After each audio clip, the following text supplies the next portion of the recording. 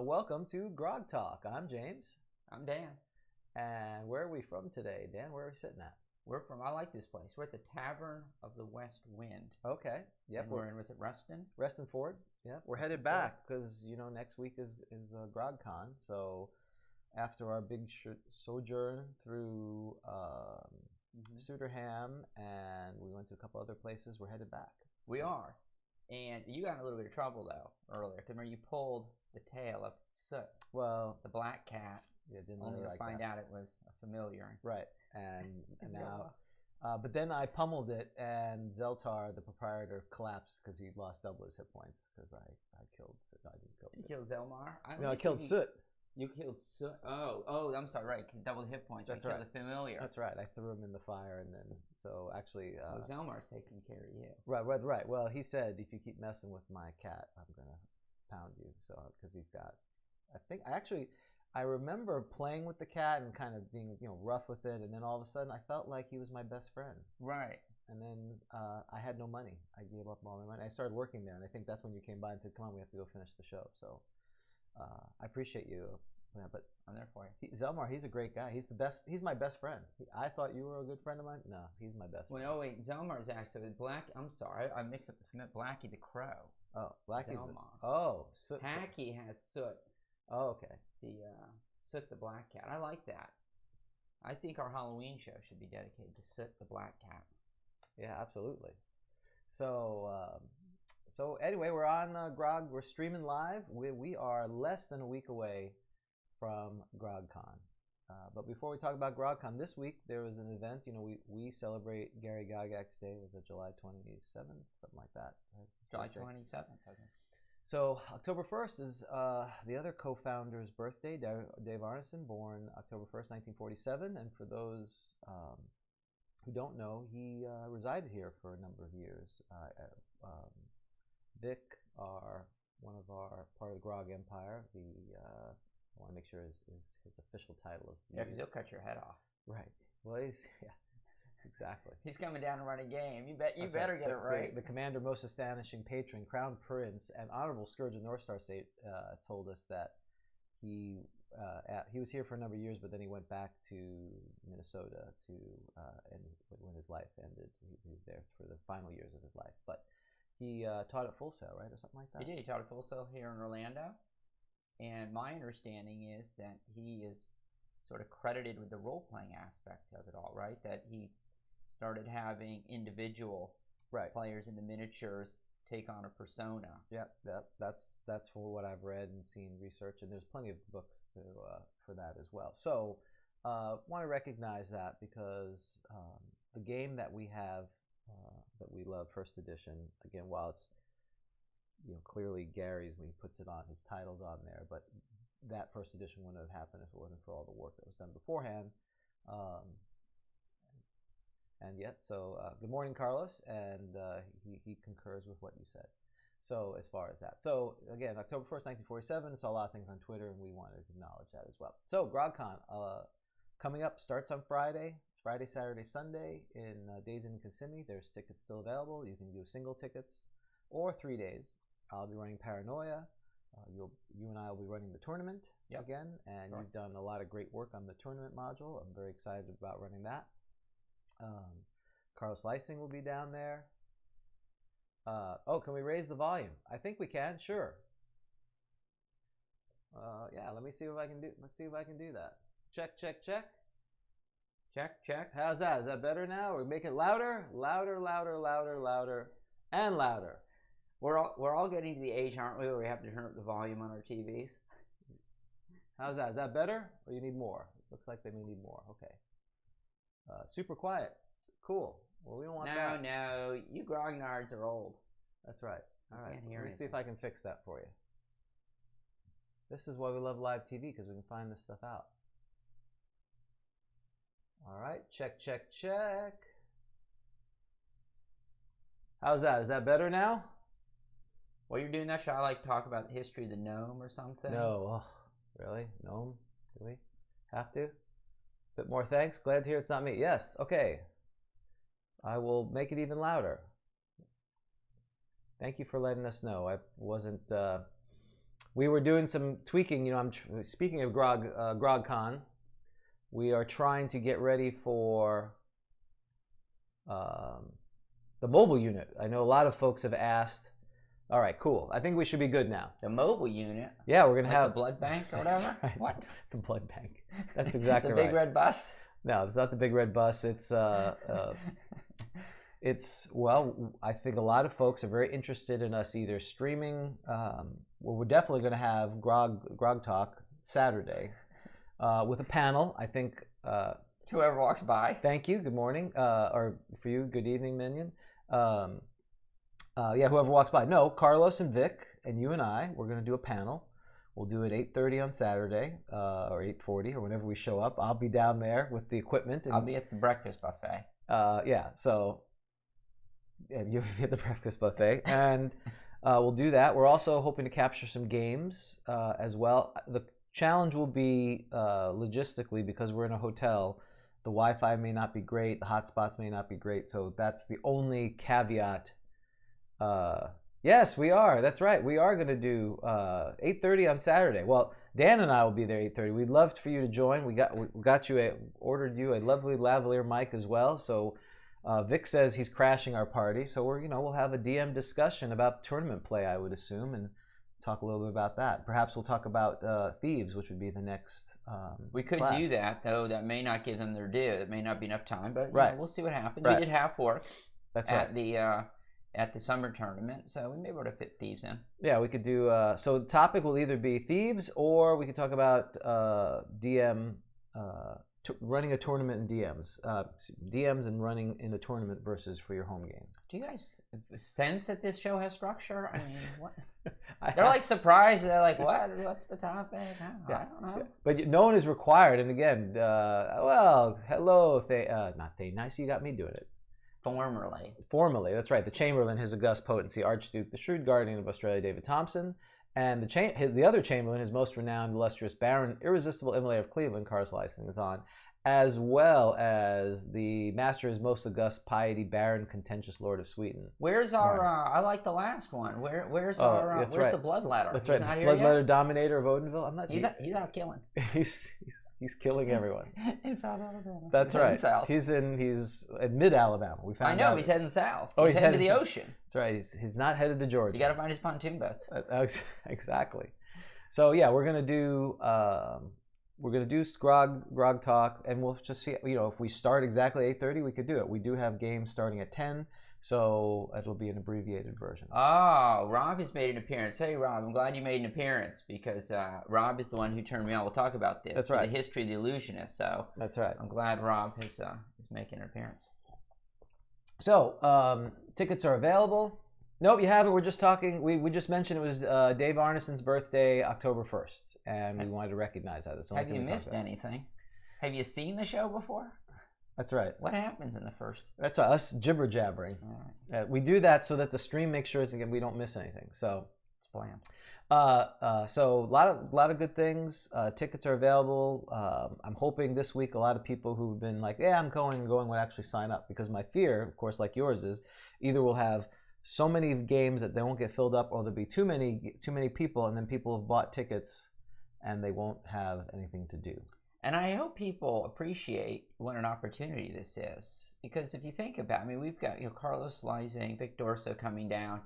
These are people who are regulars on the convention circuit. Right.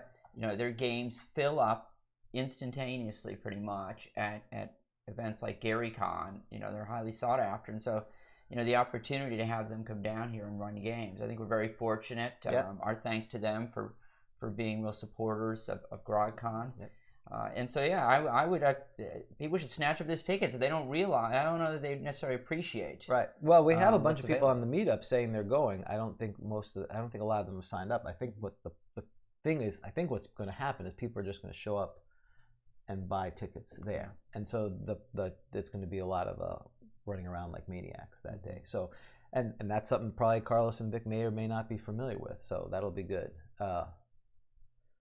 Yeah, well, definitely. So Carlos says all 3 games have seats, and certainly I'm planning to play one. I'm kind of the wild card in this. I'm running Paranoia on Friday, and then I'm running the tournament, I'm kind of available either to play games, because I'd love to. I have not read the module, the Queen of Shala, the Crystal Sword of Queen of Shala. I've not read the module because I have an opportunity for the author to run it. I'm definitely taking advantage of that. So if anyone wants an opportunity to actually play the module that was written exclusively for GrogCon, this is the chance to do it. So, and I believe Carlos is right. He told us he's bringing copies.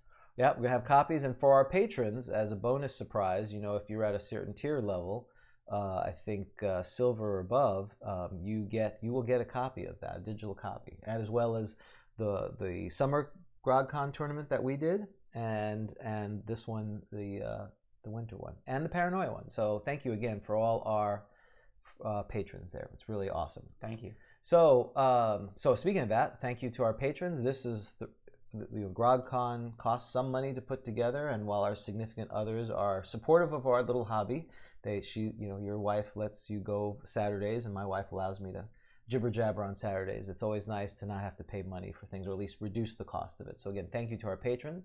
We don't have a new patron to do a heraldry. We may just have to make patrons up. We may have to become patrons so we can make ourselves gives ourselves titles. Why don't we have titles? I want a title. I think we'll have to give ourselves titles. I agree with that. Yeah, and they'll probably be horrible. We have to. They will be. And we'll have to add the female as well. We could be female in ours. That's true. That would be good. But let's roll 1, 2, 3. You're female. You're a man. What am I? Oh, come on, man. Well, you didn't say 1 to 3 was female. That's true. 1 to 3 is female. There you go. See? Random dice. It's awesome. Speaking of that, Swedish challenge. So apparently our enthralling folks to put reviews and be listening has paid off. GrogTalk is either within the top 150 of other gaming podcasts in Japan, Canada, and Sweden at the same time. We've moved up. Wow. The trifecta. We got a trifecta. United States, well, I don't even look up anymore. But those areas, we are doing amazingly. There's too much competition here. Right. I think there's just too much noise, and people don't realize fine art. You know, this is... That's right.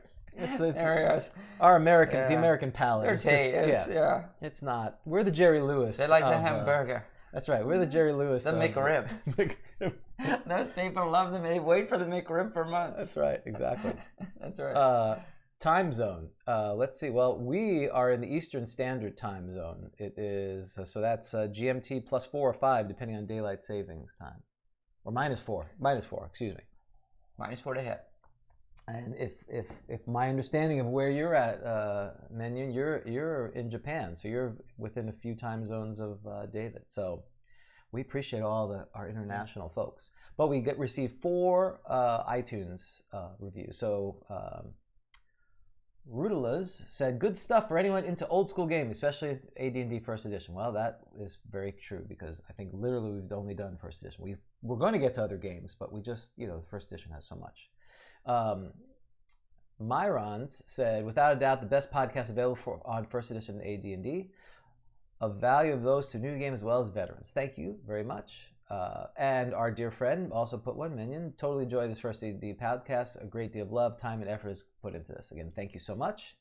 And our other dear friend, and who's responsible for the managing and ruling over Quebec City, the governor most stupendous puissance, Lord the August champion of Quebec City, Max put, "The show is a positive delight. Dan and James have such a good chemistry. They bring easy, understandable information about the granddaddy of all games." So I won't read the rest of it, but thank you, Max. Very wonderful. Yeah. No, you need to say the last part. The very last part. Oh, the very masterful work. I think we have je ne sais quoi. We have something that that the Americans, well, Middle Alabama likes us, and Cleveland, and Minnesota. There's pockets. Right. Yeah. There's pockets of light out there, but we're spreading, and eventually. It's about time people recognize our brilliance, isn't it? Besides ourselves. Right? I mean, I knew it was true. I was I was getting concerned. Yeah, well, that maybe we weren't as awesome as we thought. It's either we're brilliant or we have the same thoughts as these other four folks, and they've said, That's right. Look, we're not the only people who think this inanity and insanity. So thank you. There's really not many of these people. We really don't know much of about these 7 billion people, there's about 100 of us who think the same. And we don't. These people. Yeah, we don't know much about them, frankly. All right. Well, hopefully we'll see some of them. All right. So great. That's where we're at. So you were telling me you ordered a goat. Is that true? It didn't arrive. I was very upset. The goat I wanted was not prime. Okay. Best goat. It's not arrived. But so hopefully the goat. We don't know the goat's name.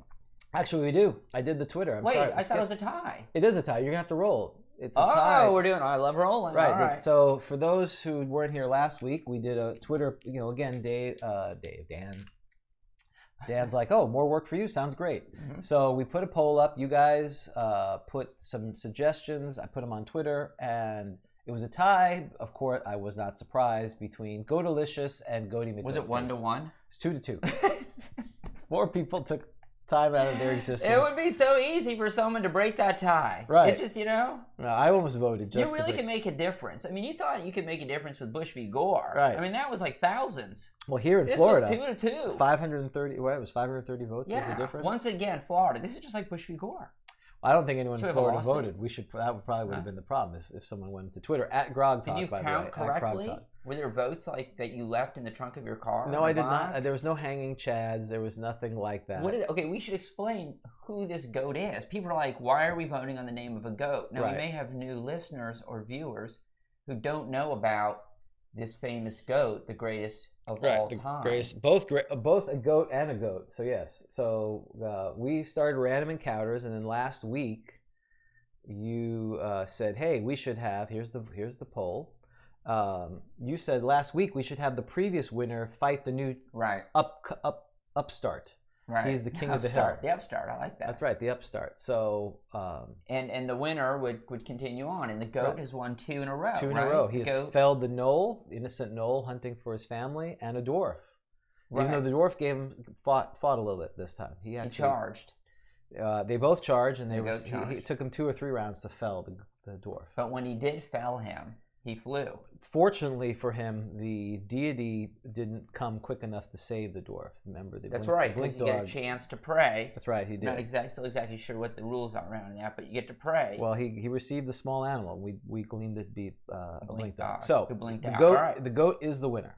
Okay, so what is Goaty McGoatface? Does that mean something? So Goaty McGoatface, real quick, because you guess you're not on the internet, and I'm not either. I try to avoid it. I believe the exact thing was there was all these companies and organizations try to use social media to promote themselves, and so someone, I think it was in England or one of the parts of the United Kingdom, they had a icebreaker or a boat, and they wanted to name it, and they did a poll, and the internet spoke, and they named it Goaty McBoatface. Oh, I got it. This is Goaty. Okay, all right. And then we have British Navy. Thank you. So, yes, we really invested in the goat challenge today. Yes, this is the write-up. So, yes, the British Navy. This is the only reason people are listening. They're tuning out immediately after this. I think what they're saying is perhaps we should start listening in 30 minutes in, not do this. So, So when you say really invest in the goat challenge today, meaning like move it along. Right, yes.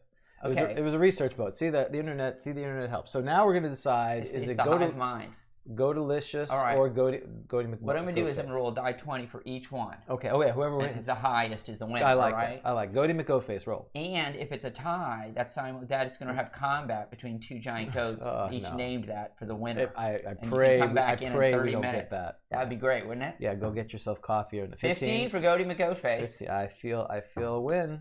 20 for Goatalicious. Goatalicious. Okay, there you go. Goatalicious. That's his name. Does this mean the goat is going to be killed and eaten in this Well, that's why. It's not good. I think it is. I think that's a segue into our next thing, which is random encounter. So random encounter. We are doing that. No, I really like Goatalicious. Sorry, I talked over the bottom. No, it's okay. No problem. No, it's not okay. That's all good. I'm supposed to get better. No, it's bad. I'm supposed to get better. Well, one day. You got to start punishing me. Okay. I'm never going to change. This is a different show then. This is not the show people had signed up for. I don't think we can do that on YouTube. So all right. So where are we? Where is this poor fella? Yeah, this poor fella. Well, we know where he's on the mountain. Where's the monster coming from? Where's he coming from? Right. So this is where he may be leaving. All right. Right. So give me a die 10. D10, right? Here we go. 1. All right, yeah. Well, he's from a dungeon, so he's left his dungeon. He's left his dungeon. It's a D10 now, right? So gotta find at the level. Oh yeah, 10 levels. 10. Uh-oh. This is not good for the giant goat.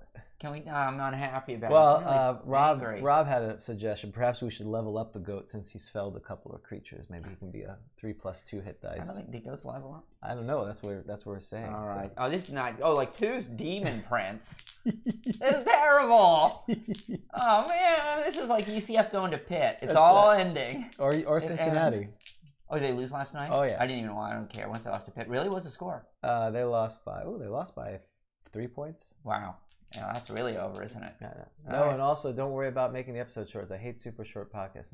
Okay, good. Thank you so much. It's so hard to tell sarcasm when it's just in writing, isn't it? Yeah. I don't know if that's maybe in Sweden that's just being polite, but thank you. All right. 6. A dragon. Nice. Red. What is ANVO? Ancient. Oh. Or very old. Oh, yeah. Ancient or very old. Oh, you got to be kidding me. Yeah. Number encounter 2. We're not going with that, are we? No. So you're going to roll for half ancient, half very old? Yeah, old? 1 to 3 is ancient, 4 to 6 is very old. Freaking so the dragon is sitting there eating, and a giant red dragon. You know why? Because he smells all this food. Right. Who's eating a dwarf? So he'll get the goat is plump. Right, he's very fat. Got the dwarf. I'd probably give him -1 to hit because he's so fat from eating. So let's see, 1 to 3 ancient, 4 to 6 very sleeping. Old. All right, it's just very old, fortunately for you. All right, so today, wow, so today's monster, we got to talk a little bit about it first. Yeah, red dragon. You can talk forever about that, can't you? Yes. Because there's like a whole thing about, are they sleeping, their breath weapons? Well, it goes on and on and on. I guess I could say that... Oh, here, let me quiz you. Hold on. Can I quiz you first? Sure. What is it? They all have Latin names or something? Yeah, Dracos Bernicus. I have no idea. Draco, close. Conflagratio. Conflagratio. Okay. Horribilis. Horribilis. Horrible fire thing. Yeah. Okay, that's good. That's interesting. So red dragon. Okay, it's frequency. I'm gonna say very rare. This is what's frightening. It's rare. Only rare. Wow. Only rare. That's right. Parlay, yeah, the goat. Oh, I like that. Yeah, and then I'm grappling. You're gonna grapple? First I'm parlaying. No. I should maybe just go right for the grapple. I'm gonna parlay. No. What's the chance of, okay. Number 1 to 4 appear. I really feel like we should roll that. There should be, because then we can end this. No, go ahead. 1 to 4. You know what its AC is? -1. This is not going well. No. And it has 8 to 11 hit dice, if I remember correctly. It really is like the goat was getting too famous. Right. Greatest of all time, all the smack This is talk. Smog. This is literally Smog, and he got the gold, and the dwarves were too fat and happy, and he's like, oh, yes, I'm coming in. He was too successful. Exactly. There's a lesson there, kids. That's right. Do you realize now? Don't punch above the your red weight. dragon is probably he's gonna be like the champ for like ever. Oh, I thought we mentioned at some point there's still divine intervention you have to do. Well, this is supposed to be also like the incomprehensible death. Right. The goat has a chance at divine. Absolutely. Who gets the divine intervention? The goat. In this case, got to be the weaker part. I agree with you. Can't be Tiamat's going to show up and help. I agree with you. The queen of dragons should not become. Who's got the goat? Does Orcus have goat? Yeah, he has got goat horn. So that's who would come, right? So now we're saying the goat is chaotic, evil, homicidal. That makes a lot of sense. Oh, look at his behavior. That's right. He's Does he seem lawful good to you? No. I'm okay with that. I'm saying if Orcus comes, don't you think? He's got goat. Right. It has to be related. Right. Yeah, it's a goat. Okay, all right, cool. I like it. That would be awesome. Okay. But he's got to get like the 1. He's got to get the 0/0. Well. What's Orcus sending? Well, he probably sends a demon, I assume. Or undead. Or a quace. Is he Prince of the Undead? He is. So he could send like a... He could send that too. We're a little ahead of ourselves, aren't we? Yeah, so let's talk about red dragons. Okay, red dragon. They're nasty. Yes. So dragons are on page 29 of the monster manual. And, obviously it's in the name. And one of the things I think a beginning DM should try to do, people, if they know nothing about Dungeons and Dragons, they go, thank you, listed deities, demigod. Oh, Thor has goats too, so Thor could come if you wanted. Oh, okay, that makes good sense. So yeah, maybe Thor. We'll have to roll percentage, then we'll figure out what deity it is. Yeah, we're ahead of ourselves. It's a moot point if you don't roll 10% or less, right? So,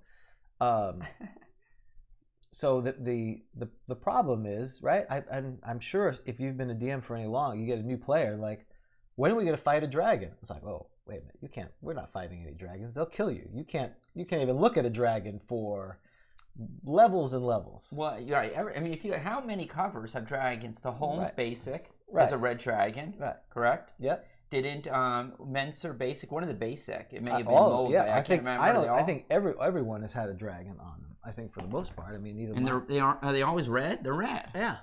Well, this one's green, but it looks red. Oh, it's green. Here's the. Oh yeah. Here's my original Basic. This Moldvay book. It's Moldvay. Okay. Yep. I don't know. Menser Basic. I can't remember. Menser is 83. It has a dragon. It has a red dragon. It's a red dragon, and Holmes Basic is a red dragon. Well, I thought, it looked bluish. Oh, no, yeah, I guess you're right. I'm sorry. But it could be a red dragon. I don't know. No, it probably is bluish. You're right. See, I even had to use twisty ties to keep this thing together. That's how. And Scotch tape, which again, the choice of fixing all things when you're right. When you're 12. So that's to cure light wounds of the day. The cure light wounds of the thing. That's right. Thank you. The mouse manual on the left-hand side. That's yours. Yes. Yeah, because his is a library book that you stole from some library. Yes. This one is my original. For those who are watching on the stream, I'm showing that back in the day they had the sticker tape that you put in and you actually inscribe your name on it. Yes. So there it is. That's the old school one. That is the worst. I mean, I don't want to insult anybody. Some of these drawings are better than others, but that dragon is not. All right, that dragon's not. The dragon's not very great, but that is a red dragon. Well, yes.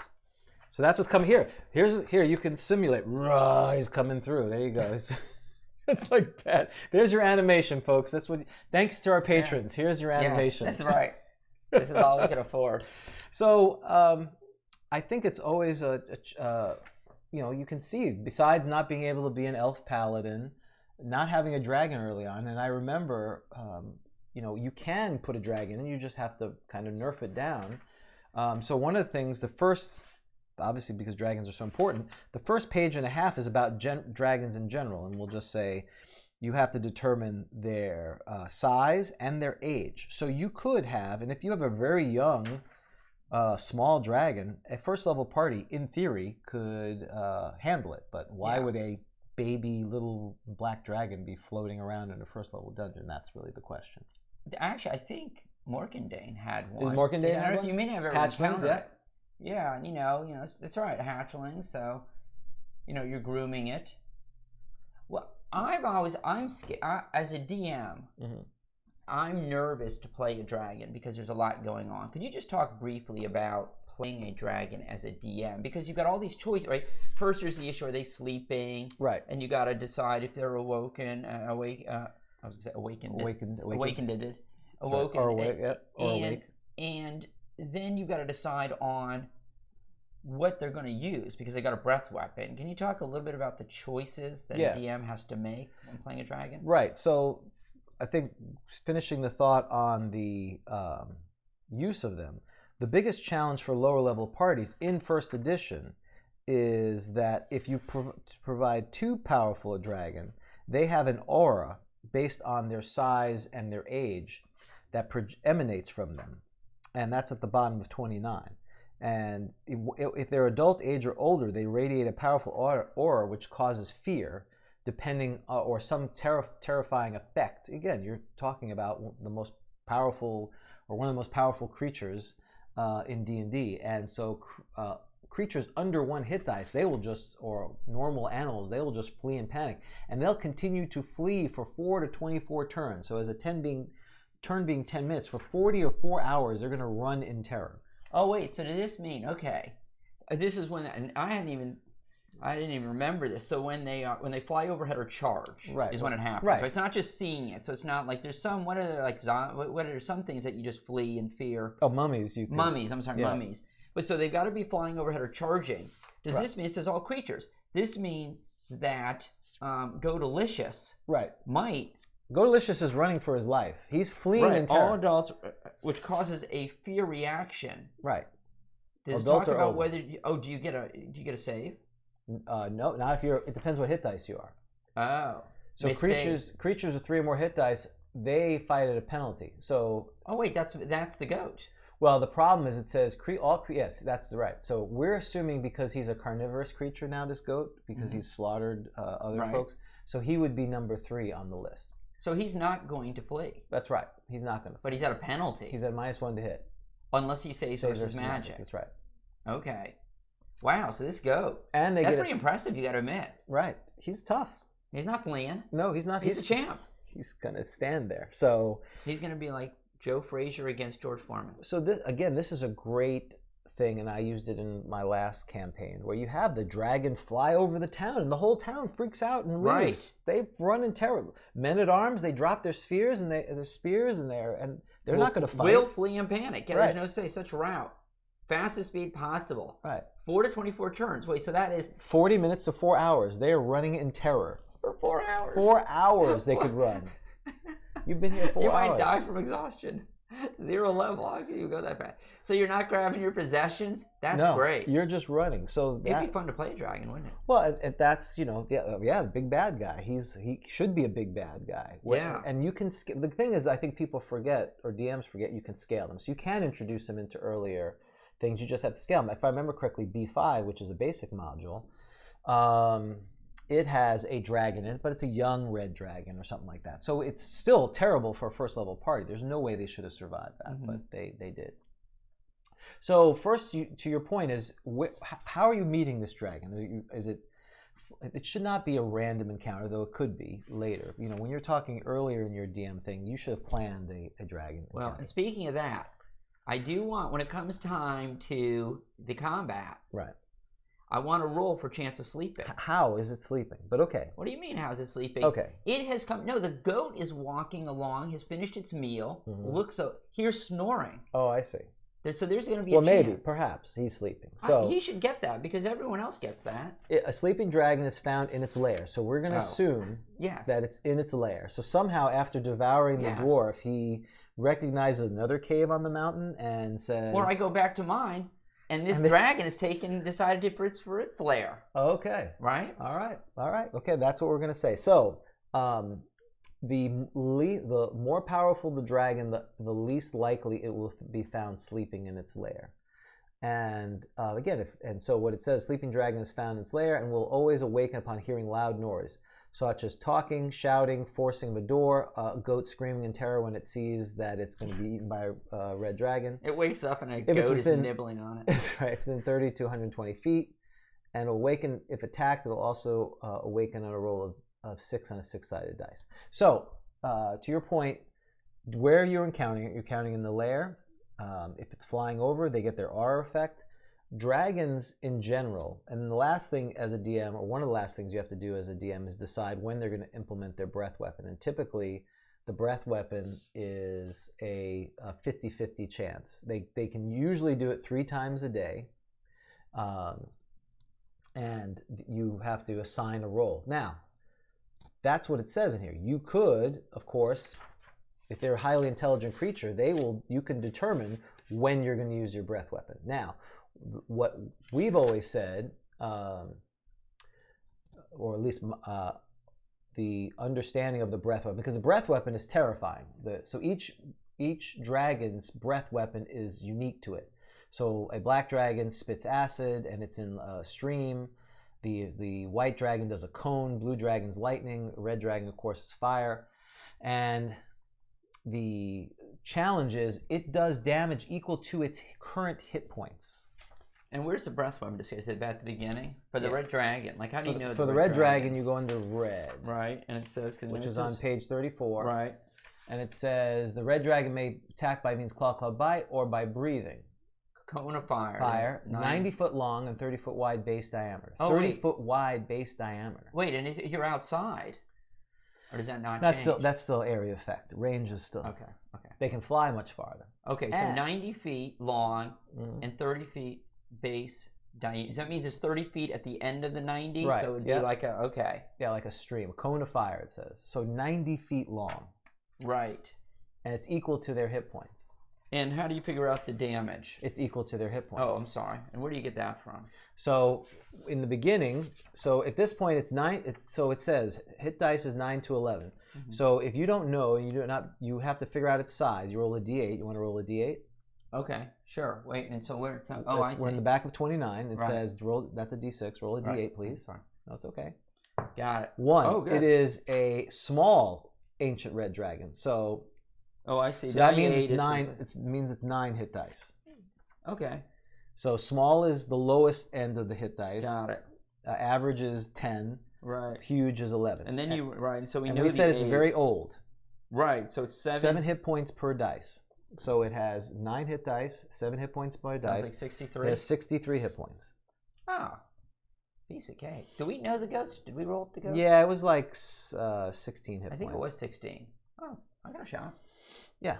So if it were to breathe on you and it did not take any damage, you will have to save. If you save, you take 31 hit points of damage. If you fail, you take 63 hit points of damage. How's that feeling? Yeah, that's not good. And it can do that how many times a day? 3 times a day, typically. So, right. And so you said the damage is per hit points. Right. Now, I don't remember in here, but I remember, again, I'm not sure it's canon or not. The breath weapon is typically 3 times a day, and it's based on, again, here, and just the third paragraph on the first column of page 30 on the bottom, dragon can attack claw, bite, or breath weapon. The latter can be used 3 times a day maximum. If a choice is possible, roll percentage. Any score above 50 indicates the dragon will breathe. The breath weapon causes damage equal to the dragon's hit points on each and every creature hit by it. Now, we have always rolled, and I think it's somewhere later. It may have even been a basic rule, and I think it was carried over to first edition, but our esteemed DMs may have some insight. And I remember this being in the gold box game as well, that a dragon's damage is not their total hit point, but their current hit points. So one of the strategies is to beat the crap out of them as quickly as possible so that their dragon... Well, that makes sense. You could read it that way. The breath weapon causes damage equal to the dragon's hit points.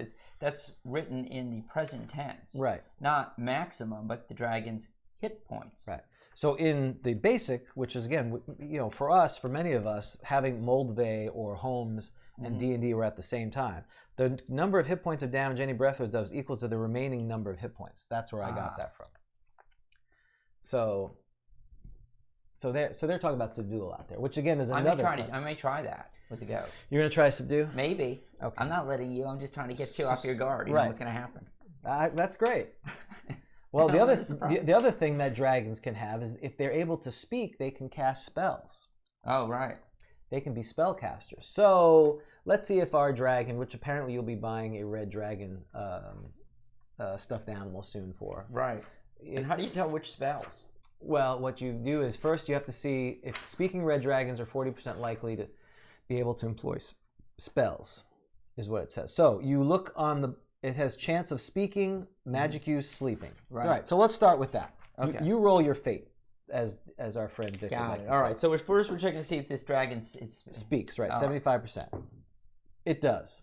Okay, now we're going to see if it has. Now, if it's speaking, it can do. Beg for mercy. Yeah, and then you can now see if it does magic use. And that's 40%. Yeah, it does. You gotta be kidding me. He's a magic using, speaking, very old. Let's see, magic speaking, magic using. So now we're not even going to figure out the spells now.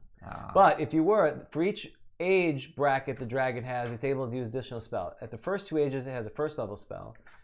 The next 2 a second level, and at 5th and 6th ages a 3rd level, and the last 2 it's 4th. So it has 2 first, 2 second, 2 third, and a 4th is the way I read that? No, we're doing it. I don't care how long this podcast goes. So an ancient red dragon would, so an ancient red dragon would have 2 of each spells first through first. Okay, so first, second, third. Yeah, it has 2 first, 2 second, 2 third, 1 fourth. Okay, we're rolling these.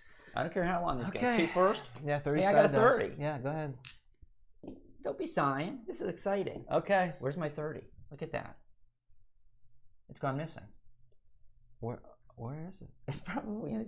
You know I lose my dice all the time. Well, you were so distraught that we weren't doing a title. It's probably in my car. We weren't doing a title, so. It's gone missing. So how do you do a 30? We'll just do a 10 and 10 and D6. Yeah. Yeah. See? So just roll D6. That's the way it should be. Which one's a 10? Is that it? Yeah. Oh. So 22. 22. All right. Oh, you know what would be great if you been pushed. Oh, read magic. Read magic. That's good. Yes. Okay. You are going down, dude. Read some magic, dude. And then one above it. Push. Push. Uh-oh.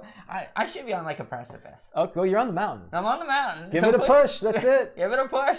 We'll see, buddy. All right, now is that 24? Oh, wait, 24. So I need D6 and a D12, yep.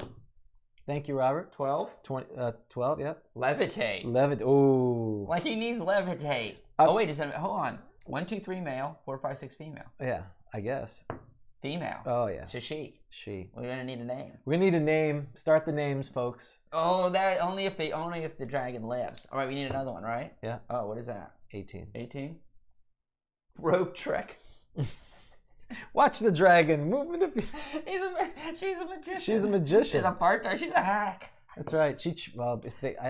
Well, good dragons, which typically are the metallic dragons, they usually can polymorph, so they usually go into town and do that. Whereas the chromatic dragon. So here's a pro tip for those young adventurers: if your dragon is chromatic, a color, then they're evil. If they have a metallic color, then they're good.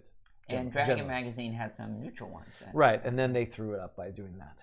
That's the rule. That's the exception that does the rule. Okay, third level spells. How many? Third.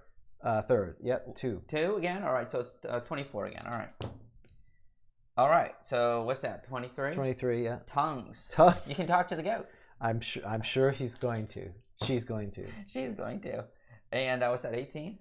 Yeah. Oh, Phantasmal Force. Oh, here we go. Phantasmal Force. This is appropriate because some point we're talking. Today's show is about Illusionists. Yeah, clearly. Supposedly, that's what we're talking this about. This is giving us a nudge, a push. It's giving us a push. All right, we need a push spell. Would have been good monster something. Someone needs to give us a push spell. All right, are we on level? There's level 4. Yep. What is that? That's 24 again. Okay. Is that count or not? No, you got to reroll. Okay. There you go. What is that? 15. 15. Minor globe of an invulnerability. Oh, I don't know anything about that. Is that good? Minor globe. I'm glad I'm the goat. I don't know. That's good. I don't know what you got me. Okay, well that's good. That's what you have. That's what I have. Those. You're looking happier with that last one. I am pretty happy. The Phantasmal Force helped. Yeah, I'm pretty happy. Well, always good to have the minor globe invulnerability. This is going to be 5 hours at least. So if you're playing a dragon, it sounds like, is the breath weapon typically, do you think, superior to the claw bite? Absolutely. So you want to use the breath weapon, right? Early and often. Is that the way you'd play it? If you're playing to kill. If you're playing to kill, you're using the breath weapon right out of the gate. Well, and you would usually play the monster intelligent. They're smart, right? Right, but it's interesting because it says here 50. Yeah, it's exceptional, but yet it says 50% of the time you choose it. So this is where, do you do the smart DM and say why would the dragon engage in combat? Right. When it can blast people. Right. Why it's going to melee? Right. Well, certainly if it sees you coming. Right. The breath weapon because of the distance. Exactly. And this is the only weakness with a dragon. Like many things, if it's a singular dragon without any assistance, even an ancient dragon, a number of 7th level fighters and party can easily take it out because once they're on them, even if it has 3 attacks, look at the 3 attacks for a red dragon. You can use a breath weapon in melee though, can't you? Well, you'd have to see if you have enough room, and again, it's probably immune to fire, so I don't think it would be a problem for them. It comes down to the smart party is not going to be they're not going to stay in marching order when they go attack the dragon. They're going to surround. You don't send one in at a time. Right. Well, that would be good for like the old shows. Yeah, that would be terrible. So you surround it. Okay, what do you do? So tell us how you take out a dragon. Tip. If you're high enough level, you cast haste. You cast minor. You have resist fire, protection from fire. You stop. Clerics like chanting or something. Yeah. You do. You buff yourself up like in the old games, and you circle it because you don't want multiple people getting hit by the breath weapon because that's when it's down. And you beat it down so that its breath weapon becomes less and less effective. Right. Okay. Thank you for that tip for the or goats. you parlay. You just told the goat how to. Yeah, I'm going to parlay. He can speak, right? Right, you can parlay with it. Well, I think I just need to like. And that part of the thing is if you play them a traditional like Smog, it says here they're very hardy. Dragons think we're scum. We're basically food for them. Well, like the goat. And it appears we are.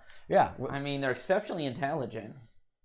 Right, you can't even be like I'm smarter than you. They're greedy and avaricious. So again, if you that's if you remember in The Hobbit where Bilbo was basically playing to the side of Smog or whatever it's Smog, and saying how wonderful he is and brilliant. You know, it worked for a while. So you know, the dragon typically is not going to. It's been around for 1,000 years. I should parlay and do. I got to give me a reaction roll. I would give you a reaction roll. And my charisma is 18. Right, it's over 4. This one's 200 to 400 years old. It's seen some things. Okay, I'll try to parlay if I don't get surprised. It's not sleeping. All right, so we're gonna roll for sleep. Chance of sleeping? Oh, didn't we do that? Oh no, I don't think we did chance of sleeping. I would have known that. That's a big deal. Oh yeah, 20%. Go ahead. 20? Yeah. Really? Where does that come from? Bam, right there. Darn, right there. Ow, man. And then I'm praying. All right, let's go for sleeping. Yeah. Come on, sleeping. No. Oh. So all right, so I'm walking up and it's awake. Right. So go. Can I parlay? I'm gonna parlay. First of all, it's wait. initiative. We have to surprise. Right, No, it's surprise. All right. So go to Illusionists. Go to surprise on 1 out of 5. So right? for those who are listening to this at home, go to Illusionists after gorging himself or herself. Oh, 1, 2, 3, male. We're 4, only using 5, 2 6. genders now. Okay. Huh? Keep going. How many are there? That's all right. Male. All right. Yes. Go delicious. He is heading back. He is a stuffed big belly. In fact, I feel like he's so gored. He's a little woozy because he's eaten so much. He's got the meat sweats. Right. He's so he stumbles into the wrong cave. He was supposed to go into his cave, and he veered into what's the dragon's name? Have we gotten a dragon name yet? Dragon's only get a name if it wins. Okay. Right. Right, so he's drunk on the blood of dwarves and gnolls and blood just entrails. Yeah. And he's like, that was good. I'm going to go sit down and relax. And he stumbles into the wrong cave. He needs a nap. He didn't notice the steam emanating he went to the wrong cave. And the fray. He went to the wrong cave. That's exactly Don't go in. Went to the wrong part of town. But let's see who's surprised. That's right. Okay, go ahead. Roll D6. All right, I'll roll for me and you can roll for you, right? Yeah. All right, so this is if I am surprised. Yes. 2. Not surprised. Not surprised either. 5 and a 5. All right, so we're looking at each other. Wait, I'm parlaying. Oh, well, no, it's initiative. You don't parlay first. Initiative. You declare true. Action. I agree. You declare an action? Yeah, I'm going to parlay. That's fine. She will cast a spell. It's not going well. Yeah, she's going to cast. Right. She's going to cast a spell. All right, here I'm rolling. All right, let's roll for initiative. Okay. A 1. 6. A 6. So she casts minor glove invulnerability on herself now. So just in case you have any spells, first or third level, you can start talking. So what? No, you can talk. Hello. I'm not paying attention. My. You just hear. Hello, you beautiful. What a resplendent. Are you assuming my gender? Only a female could be so beautiful. Oh, okay. Now it's reaction roll time. Oh, wait, but I thought you were casting your spell, though, aren't you? Well, it's got casting time. Yeah, I got to cast it. Oh, but we're 5 different. Yeah, well, that's fine. I'm going to finish my spell, and then you're talking over it. I'm not paying attention. I'm totally ignoring you because I'm casting the dragon's casting minor glove invulnerability. That's what it cares about. But doesn't my amazing it assumes that you're part of an advanced party of that they're going to be to kill it. It assumes no idiot goat would just walk into its lair and be killed. So a victim of my own success. It assumes you could be a polymorphed fighter or something like that. So that's a good point. So wait. When do I get to pray? Right after I roll this, you can parlay, and then you do the reaction roll. Then you can pray. There's a lot of stuff going on. Right. Here. So I'm freaking out. Here's the reaction roll. Okay. 91. Wait, that's good. That's good for me, right? Yes. Whoa. We got to figure out your charisma. Yeah, what's my charisma? What's the charisma for? Should it just be 3? It has to be straight not 3. 4. Yeah, it's a straight 3. A 3, a 1. It's 7. That's not a negative, is it? That would stink. What'd you get? 7? 7. Yeah, look that up. Is this my player's handbook? What's my player's handbook? Oh, there it is. I hope it's not a 97. Because that would be really good. Yeah, hold on. I know what's happened here.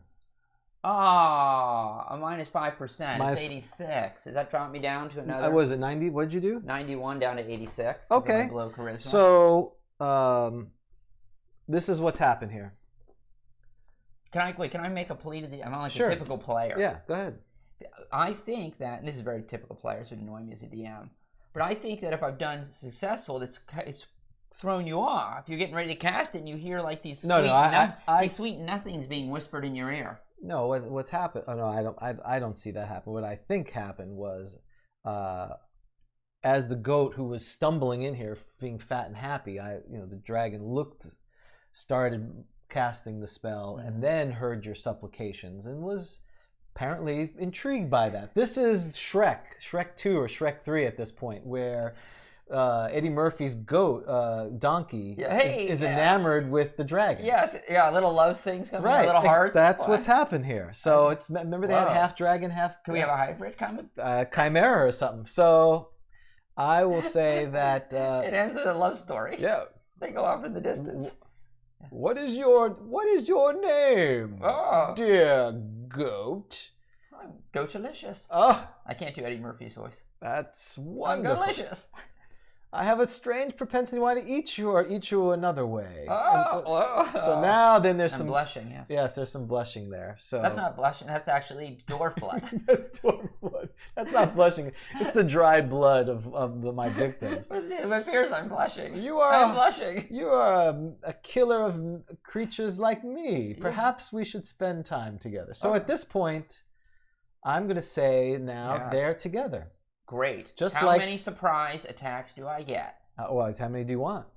How many segments do you want? Should I roll for? Yes. Okay. I'm attacking. Okay, so after it's my only chance. Okay, well I don't want to be like the slave. They love slave. Yes. No. No. That could be in Vic's thing. It is we are male and female. That's what I said. Okay. No, you're going down. I'm the champ. Okay, that's right. You're using your guile and cunning to. So what are you gonna give me I'll roll d6 numbers. It's a number of segments you'll get. Oh, that's awesome. Because I'm assuming now you are taking advantage of coming up for some sweet nibbling. Yeah. Nibble the ear. Perhaps maybe some post-coital attacks. Maybe I don't know what that word means, but yes, okay. But yes, you exactly. do know. You know exactly what that means. You may be used in ways you have not been planned to. And I'd like to say, whoever suggested parlay, thank you very much. It's my only chance. All right, so this is the number of segments, which will be the number of attacks you will get. Yeah. 6! There you go. Oh, this is awesome. I am the greatest of all time. I'm feeling confident. So somehow, after spending some quality time with you, in a way that a goat and a dragon that only a goat and a dragon could. You awaken from this, and you decide. What am I doing? This is disgusting.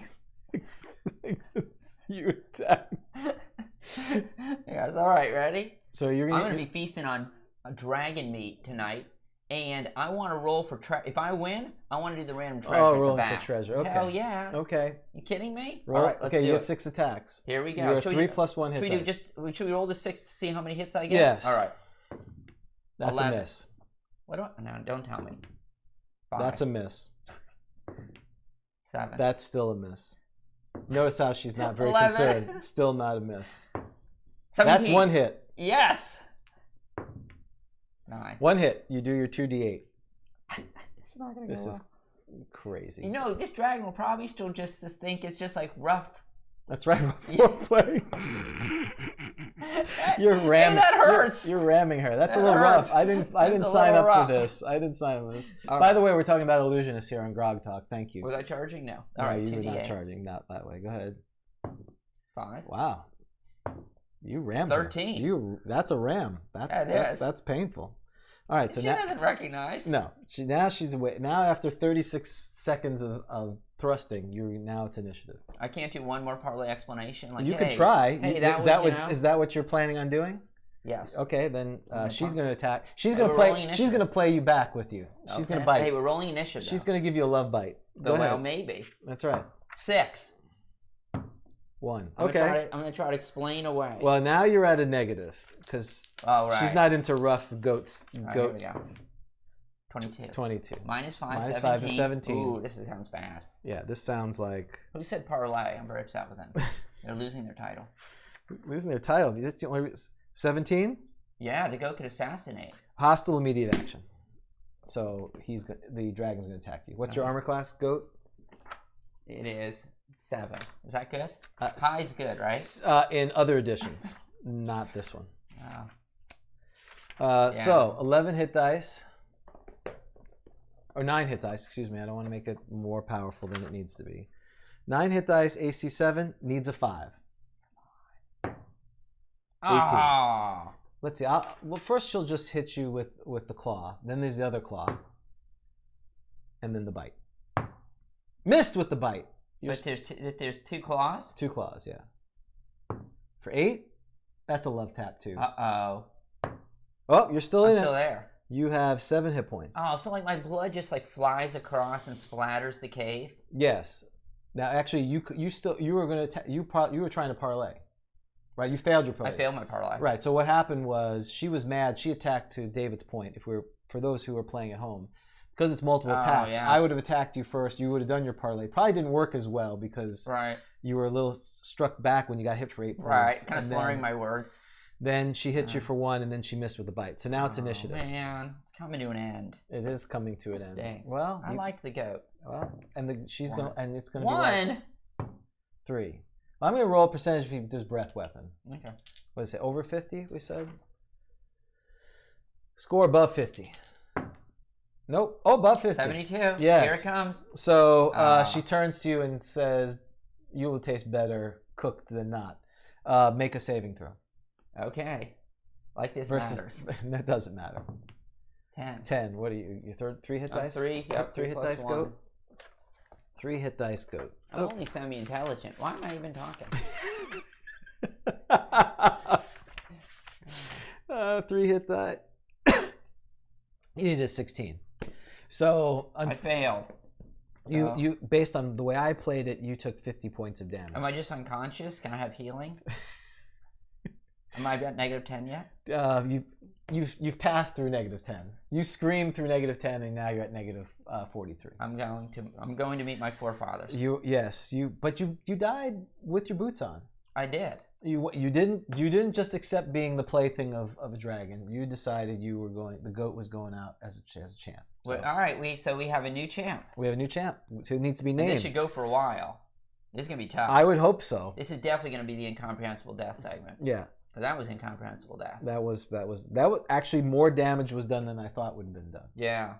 Which is why I made it like round 2. Huh? You made multiple rounds. You got multiple attacks. Mm-hmm. If you had if you didn't need a 17 to hit the dragon, you would have probably done a lot better. Because if you would have hit like 4 or 5 times, there was a chance. Well, that's the downside of the dragon. It's a -1 AC. That one. Some of them are not as powerful, but they have pretty good armor class. Now, the other thing you not have to remember is there are flying rules, because I think a lot of DMs, again, if you want to put dragons in your game and you don't want them to be super overpowerful, that they wipe out the either the party or the group. If you look in the DM guide, and I know, by the way, we're talking about Illusionists today, but this was good. Dragons are, they're super important. Probably we should just do a separate episode on dragons. When you do aerial flight and combat on page 50, 51, 52 in the DMG, dragons typically move very slow as far as their arcing. They cannot turn, at least the dragons in first edition. You can argue you've seen them on film where they can spin around a dime, but they have this arc that they go around. And in this case, they are a class D or E flyer. There's different classes of flying that they talk about. And basically, the higher the class, the quicker they can turn around and fly back again. So what this all means is if you were using this in a context of a dragon, they move class E. So due to their large size may put dragons at disadvantage, but their powerful breath weapon makes up for this. On attack pass, dragon either bite or uses claws. So what you have to simulate is it's a 30-degree arc that they can do. So they come in for their breath weapon or attack, and then it's going to take them a number of rounds to kind of come around and attack where you're at. It's like World War I right. aerial, exactly. like the plane is. Right.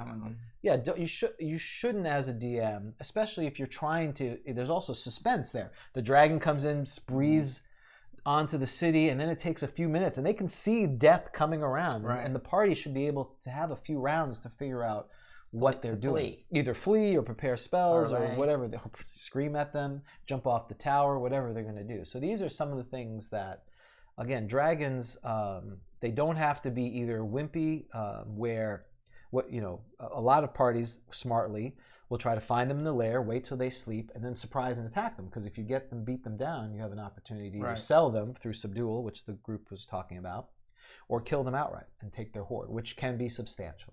Right. And as GROGTALK learned, don't stumble into a red dragon. Right, exactly. Make sure you're in the right cave. Looking for love in all the wrong places. Yeah, that is a pro tip. Make sure you're in the right cave. That's right. When you're fat and happy, don't go in the wrong cave. All right. Well. Spell selection. We're ready for the next one? See, I can cancel that order. I think you can. It's already shipped, though. Oh. My goat. All right. Well, he's memorable. He was. He's a former champ. Right. Right? The Hall of Honor. We'll have him up here. He's Ali. The greatest of all time. He's our Ali. He is the GOAT, yeah. He finally lost to that's what the Red Dragon should be, Leon Spinks. Leon Spinks? Okay. That's Leona? Leona. Who took down the greatest of all time. Leona the Dragon. Remember? That's who beat... I think so. Well, yeah. It's a little before my time. Well, no, Frazier beat Ali. True. Who was the first to? Oh, the first was Frazier. What was Frazier? Yeah. 71, I think. Frazina? That's really not a good... We'll call him Leona. It's easier enough. All right. Magic user spell. Spell selection. Spell selection. All right. Roll some dice. 25. That's magic user. Without it could be Illusionist. What's the chance? You know what? We're going to auto make it Illusionist, shouldn't it? It's Illusionist Day. Let's see what happens. Okay, Don't you think? Yeah, you're right. You're right. We should never auto. We did it. See? There you go. Good job. Trust the dice. Right. Trust the dice. 0, All 8. right. Beautiful. Illusionist. All right. D8. All right. Oh, that's right. So we have 8. Yeah, because we only have 7 levels. 7 levels. All right. So D8. There you go. Roll again. 5. All right. 5th level. Only 8 spells. I should tell you about this. Yeah, that's right. 2. Oh, I wanted chaos because I don't know what that does and it looks interesting. We have demi-shadow monsters. We have demi-shadow monsters. Okay. Demi-shadow monsters is our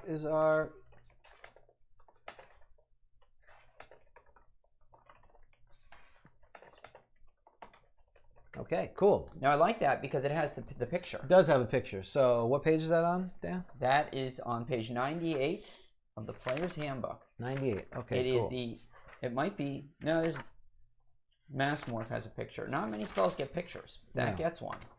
Only the ones that will cause your parents to freak out, like the gate one on page 92 with the demon. Whoa, that's nice. Oh, and of course our favorite. Right. With the giant... a toad or frog attacking the poor brownie, is that? Or a pixie? I think it's a brownie. Yeah. On page 93. Okay. Oh, look at this. As usual, Illusionists get a bum rap. Right. Read that spell. Spell to similar 4th level shadow monsters. Well, I think that's the Illusionist spell, shadow monsters. Okay. Oh, all right. Oh, I see. I thought maybe it was like a magic user, except that they are 40%. Oh, so it's demi-shadow. Oh, I get it. So...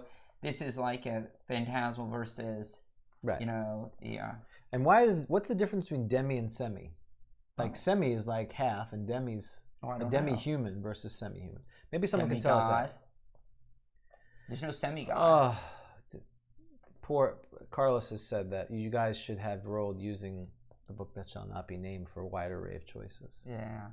See, Carlos doesn't remember that I had to borrow at GrogCon. I had to borrow his book that shall not be named because I didn't bring one with me. It didn't even cross my mind. Why have it? Who would use that book? Right. Yeah, and he did those spells. Right. And I was like, I don't know these spells. Well, I don't know the spells in this book, let alone right. No, I do like the cantrips. You do. I will tell you that we are doing a segment on the book that shall not be named. And one of the pre-gens for the tournament has been given a bee cantrip. So I have, because I think the bee cantrip's awesome. You know what's great about the bee cantrip is, the bee's angry. The bee, you mentioned this last time about what was it, Reagan? They're angry that they just appeared. What was it? You were talking about that last time. Oh, that whatever monster just appears, and they're like probably upset that like the aerial sub. It's right. Exactly. The elemental ones. So the bee's angry because it's like. I was like, on a flower. I was on a flower, and all of a sudden, I'm here. Okay. All right, so you have to go to... So it's the poor man's shadow monster. Is that right? Well, you have to go back to the 4th level spell, Shadow Monsters. That's right, which is on the same page. And it says, it's on the lower first column of the bottom of page 98. Wait, so it is... It's actually better than that. So shadow monsters are enabled illusionists to create semi-real phantasms of one or more monsters. And the total hit dice of the monsters cannot exceed the level of experienced illusion. So if you're a 10th level illusionist, you can create a 10 hit dice creature, or 2 that have 5, etc., etc.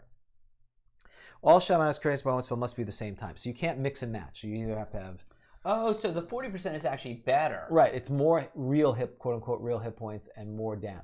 So demi shadow is actually better because the other one is you're just full complete shadow. Right. This is demi shadow. That's right. So how is this different than Phantasmal Force and using Phantasmal Force to create a bunch of hobgoblins? So the difference is, well, we have to go to the saving throw.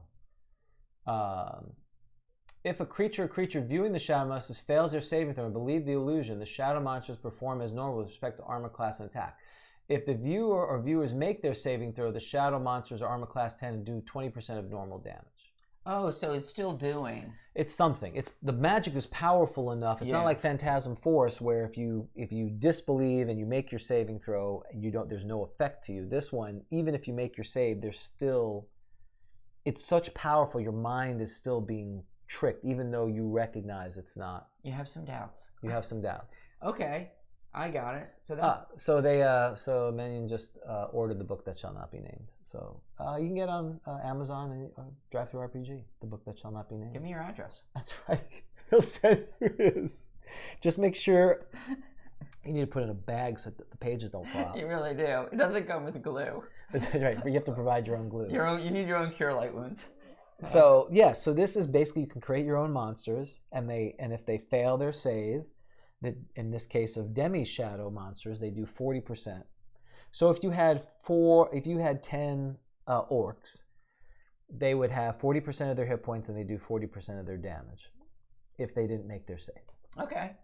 So you get your little illusion army. Or you could create 1 10 hit dice dragon. Okay. And I like that. So yeah. Giving the illusionists some offensive power there. And we'll talk about that when we talk about illusionists, is that, they have a specialty, but over time, as they get more and more powerful, their spells not just affect the mind of the viewer, but they actually alter reality, which is their powerful spell. I like Phantasmal Killer on that page. Right? Like the most gruesome thing that you can imagine, whatever you're most scared. So like for you, like a clown or something, whatever. Right, whatever frightens you. That's right. A giant goat. A giant goat. All right. So I like that. Okay. That is good. 5th level spell, 9th level illusionist. Thank you. Takes 5 segments, so it takes some time. Verbal and somatic, no material components. That's nice. The problem is only last 1 round of level, so it's still 9 levels. So you're but you're gonna be pretty high level at that point. Well, but this is, as we'll talk about, as we segue into the actual thing of Illusionist. I never did my deity appeal. No, you did not. Go ahead. Yeah, what? We got to go back in time. Yeah. Go ahead. You know I'm going to get it, and it's going to screw up the whole thing. No, you're not. Sorry. 65. I was playing the odds. Yeah. We weren't going back. Yeah. I would have edited out. If the player didn't ask for it. That's right. It's my fault, right? Yeah, we've gone too far, but I would give it to you. All right. Okay. Well, very good. So this is a nice segue, because now we're going to talk about our friends, the Illusionists, in our Word of Recall segment. Word of Recall. All right. So Illusionists, we are now, this is the subclass in the Player's Handbook for Magic users, and this is illustrated on page 26 of the Player's Handbook.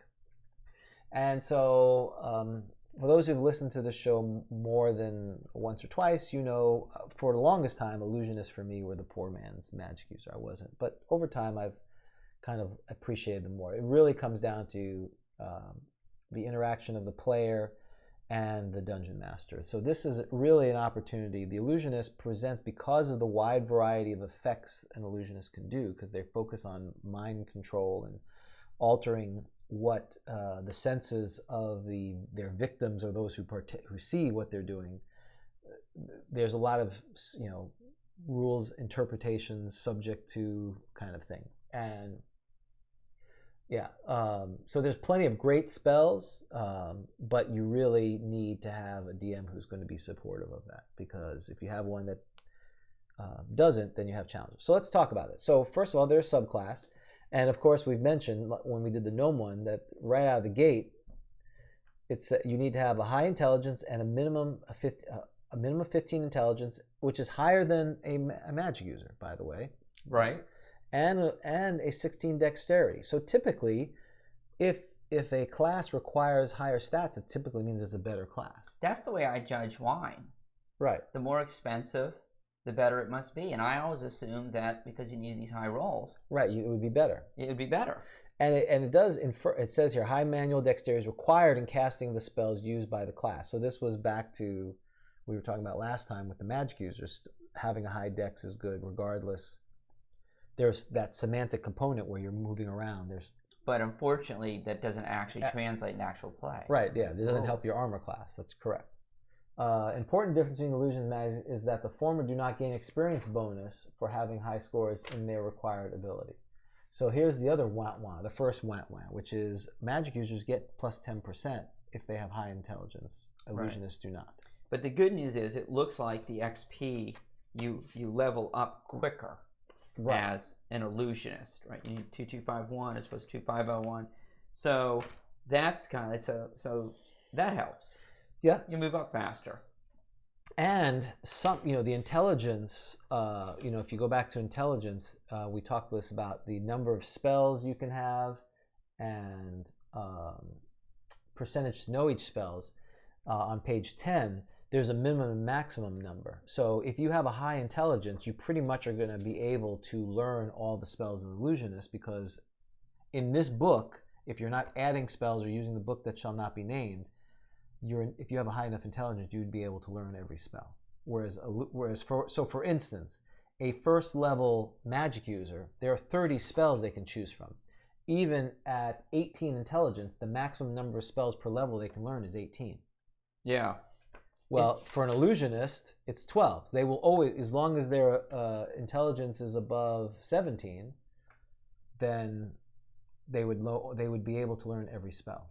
And right, so that begs the question, which you've answered implicitly, is that intelligence table, you would apply that for illusionists because they're a subclass of magic users. I would. Okay, yes, absolutely. Okay. I agree with that. But it's not broken out for magic user and illusionist, which probably it should have, because again the subset of spells is less for illusionists. So you're right. You're gonna get them all. That's not gonna be an issue. Well, you'll have the opportunity to get them all, and your minimum. So again, if your intelligence is 17, your minimum level of spells is 8. So you would definitely know 4th, 5th, 6th, and 7th level spells because there's only 8 of them. Right. It's just at levels 1 through 3 that you might not. In theory. Okay. Right. So that's the first something that really wasn't, scaled properly. It obviously was skewed more towards magic use. Oh, this is interesting. Also, and then right after that on page 26, things that illusionists can use. All potions not restricted to fighters only. Right. Are there potions restricted to clerics only? Like, I usually think of wands as being restricted. Yeah. I don't usually think of potions, but obviously they are. But so I wonder if there's any clerics. So is that a benefit? I mean, it says not restricted to fighters only. The only ones I'm aware of they're fighter. Page 121, the DMG. Thank you. So it looks to me that the only restricted potions are for fighters. Oh, okay. Okay. Well, then what does that do? It's kind of redundant. Exactly. Yeah. Because I'm like, oh, that's good. Is he trying to trick me? I think so. Yeah, because that's. So I would just say all potions except for fighters. It seems not you wouldn't even. Yeah, you wouldn't even need to talk about it. Really, right? Yeah. Well, I guess they were concerned it would say all potions, and then someone would infer. Well, I just cross out the whole line. Right. All right, so that doesn't do anything for me. Because the above says, you should just say that they can use all the items that a magic user can, except the following. Right. Now the second one is a little more interesting. Illusionist scrolls and magic user scrolls, which contain spells usable by illusionists. Right, we've talked about this. So does that mean, but illusionists can get so they can get all first level magic. So they can use, any magic user spell, any first level magic user spell. Right, but then they still have to get read magic. Remember we talked about, that was one of the questions someone had. Because if they are 7th level, if they have access to 7th level illusionist spells, one of the spells they can learn is read magic. Wow. We looked that up. Remember John called about that question? I'm sure you remember. Yeah, I don't remember. Exactly. I have no idea. So looking at page 100, first level magic user spells, it lists all the spells that they can use, an illusionist can use, and one of them is read magic. So if they need read magic to read first level spells, and you found a spell of friends, yeah, which is not, I don't know if that's, maybe that's a bad example. Is that a spell that they can use normally? Yeah. Mm-hmm. Okay. Oh, normally? I don't know if friends is a spell they can use normally. Oh, you mean like lists in their... If it's not part of their thing. No, they don't have access to friends, which again, you would think they would. But if they found a scroll of friends, they would still need to get read magic, which again, they're not able to learn until 14th level, if you read it this way. Yeah. Okay. But, so in theory, they would have to get a scroll of read magic, do the spell failure. If they were successful, cast read magic on this, and then still have the spell failure. Yeah, so right. So another reason, right? They need read magic. They don't just automatically get to cast That's the spell. That's how I would roll it. You would read that they need read magic. Right. So if they're a first level illusionist and they find a friend spell, they would have to get read magic, and they need to be 14th level to cast it. Yeah, that's right. They don't need to be first level. So it's very hard. But can they cast it just with a penalty then? Yeah, well, right. It's a spell failure chance. Right, it's a spell failure which is 13 levels difference if you're a first level times illusionist. 5. Yeah, right. Yeah, well, 65% chance. Right, that's pretty bad. But they got to, and it's for a first level spell. Right, and it could go back. Maybe it would be incomprehensible magic at that point, the reverse. So right. So it's kind of a screw job. So in other words, what you're saying is the fact that they can use magic user scrolls which contain spells usable by illusionists is not really. I mean, I guess that helps if they've got the. So right, if they can get the spell at a lower level, right? They wouldn't need read magic if they can get the magic user. But wait, what about so they can get magic user spells on their own, right? There's certain spells that double up, right? But it's when you read the DMG Dungeon Master's Guide, it talks about illusionists have a different script that's common to them, which is why they don't need in this book, in the book that shall not be named. I think they add read illusionist magic, but in this book, they must use. They can read an illusionist scroll without needing read magic because they don't have access. But they can't to read. magic. So in other words, if it's a magic user scroll, since it's written in the magic user, they would need read magic to do it because it's a different language. That's right. It produces the same result, but it's written in a different language. Right, I got you. If you want to play it that way, we never played it that way, but that's. You're like, hey, I know this spell. Right. When you find a magic user scroll of Phantasm Force, great, I can use it, and we would just let people do it. As opposed to, like, hey, where's your read magic? You can't read that. Right. You'd have to go. Someone buy a scroll of read magic, make the chance to fail, then read it, then you could use it. That makes sense. Right. Then you could use it without penalty. Right. Okay. In theory. Okay. All right. All rings. All rings? Wait, all rings. What are some rings limited to? I don't think so. No. Wait. It's a wizardry. Well, yeah, and it says an am. Right. So all rings really doesn't do anything for me. Right. It's all rings. They should have said they can use everything magic user can except blah blah blah blah. Right. Okay, so now here's some. The Rod of Cancellation. Well, it's any. Yeah. Staff of Striking. Any. Are you serious? Well, no. Cleric of Magicus, I'm sorry. But it's got an M. Wands of Enemy Detection. Any. Fear. Magic user. Oh, wait, what is this? Wait, what fear? What is it? Is it wand of fear? Yeah, this is all the wand. Magic user. Wand of Illusion, obviously, magic user. Wand of Magic. I know this is fascinating. Wand of Magic Detection. Any. Are we losing listeners? They've all left. No, they're enraptured by you rating off Metal all the and wands. Mirror Detection, any. Secret Door and Trap Detection, any. And Wonder, any. So really what that means is, are there some like that are any that so wait, Wand of Illumination is not here. Can I not use that? Correct. It says any. But it's not any. Anyone can use this. The magic items usable by illusionist class characters are enumerated below. So that's awful. So you really... Oh wait, there's. Oh wait, I'm sorry. Wait, yeah, no. Oh wait. Oh, miscellaneous. Oh, but now we're on to miscellaneous. Well, the rod, staves, and wands. First of all, we haven't finished that one. The Right. one, I understand your point that it would be easier if they did the other. But there is a wand on there that they should use that they're not allowed to use. And I've talked about it. What is It's it? the wand of paralyzation. Yeah. Okay. Wand of paralyzation. Magic users don't even have a paralyzation spell. Illusionists, it's a 4th level spell, which I never used to use, and then Doug, who was the gnome illusionist, used it on the dragon. This spell's amazing. It's a 3rd level spell, excuse me. I'm like, this spell's amazing. And I'm like, but they cannot use a wand of paralyzation. So they're being really hurt here. So yes. Even when it says any, because a wand of illumination says any. Right. Any means anyone but an illusionist. That's right. Exactly. Wow. If you read it, if you read it as well, that makes sense. Enumerated means these are the ones that they can use. And it lists ones that are any. That's right. So wow, that's rough. And then if you created a wand as the DM, you'd have to adjudicate that after. Let's say you came up with a wand of, I don't know, B projection. You'd have to decide if they're able to. Hey, you should put that in there. Wand of B projection. Not sure what we're doing. We're doing wand of B's. Wand of B's. Okay. The B wand. The B wand. Well, this is the B show, so I'm getting. We are B-list celebrities. Well, we're D-list. Yeah, that's really right. Exactly. I'm getting angry. You're getting angry. Yes, I'm gonna cast a B cantrip right here. Yeah, this is a rip. So yeah, the Chamberlain says the illusions can make a wand of paralyzation, but if you read this, but I can't use it. If you read this as it's written, I can make it. You can't use it. You can't use it, which is silly. I mean, that's the. So I've said they can use a wand of paralyzation because that doesn't make any sense. I'm breaking the rules.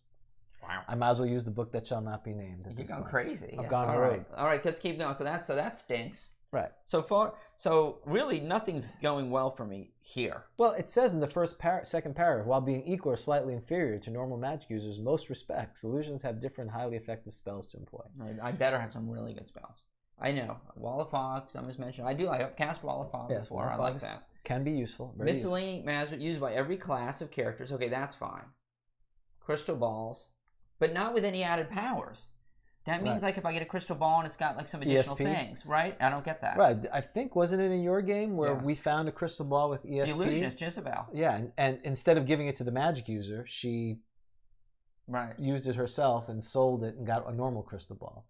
She had a car with automatic and heated air conditioning. She sold it. She drove the manual. She got the manual. She wouldn't give it to someone else, which would make more sense. She couldn't unlock the features. Right. All right. Thanks, Jezebel. All robes, excluding robe, so all robes. Does that do anything for me? All robes. There's robe of eyes. There's robe of blending. Okay. I mean, I'd have to go through. You probably don't want me going through all of the robes. There's not a whole lot. No, there's actually not a lot of robes. There's only 1, 2, 3, 4, 5, 6 robes. Okay. And books and similar written works readable by magic users. Okay. Artifacts, which are not prescribed items with respect to illusionists, such as armor, sword, axes. Okay. And magic. Use magic daggers. Keep on manufacturing those magic items which create or sustain illusion. They mean just at 10th level. Right, and this is what the Chamberlain from Australia was saying, that they can create a wand of paralyzation, but they can't use it. Which is crazy. My spell level, I'm like magic users. I'm not like a cleric, right, or a druid, which gets a decent amount of spells, right? Well, cleric's not that. Well, there is no intelligence bonus like a wisdom bonus. So that's what helps the cleric. And any cleric class, they can get additional spells. And the druid is awesome because you get a lot of spells plus the wisdom bonus if you play it that way. That's right.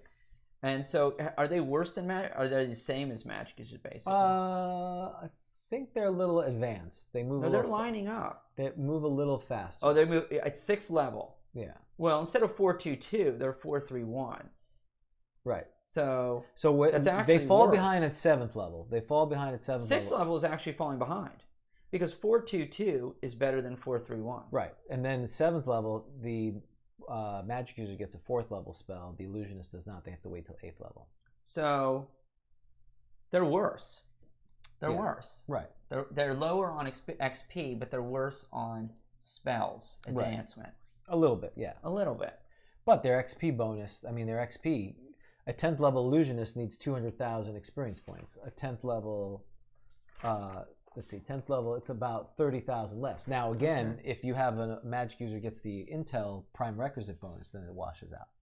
Right, which you probably do. Right. Okay, so that's it. I mean, there isn't a whole much. They're almost at the fighter size as far as content in that part. You want to talk about races that can be illusionists? I do. Of course I do. Of course you do. Why wouldn't I? Oh yes. So Dan, what races can be the illusionist class? Okay.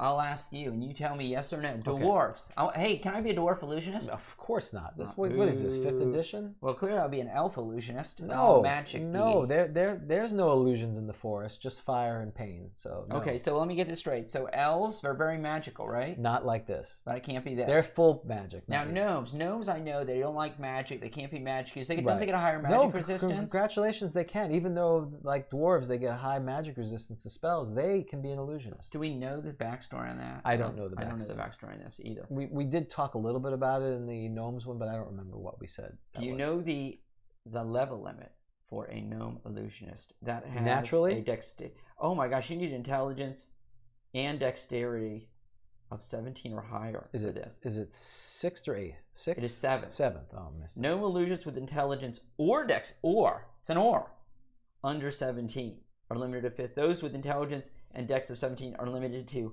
6th level. Right. So you need, wow. So those with both intelligence and dexterity of 17. Wait, so you need 18. You need an 18th in both of those, right? In order to rise to the level of 7th level. Right. Wow, that's rough. Unless you don't play level limits, which you did with, if you remember. I was trying to start a group. I know you.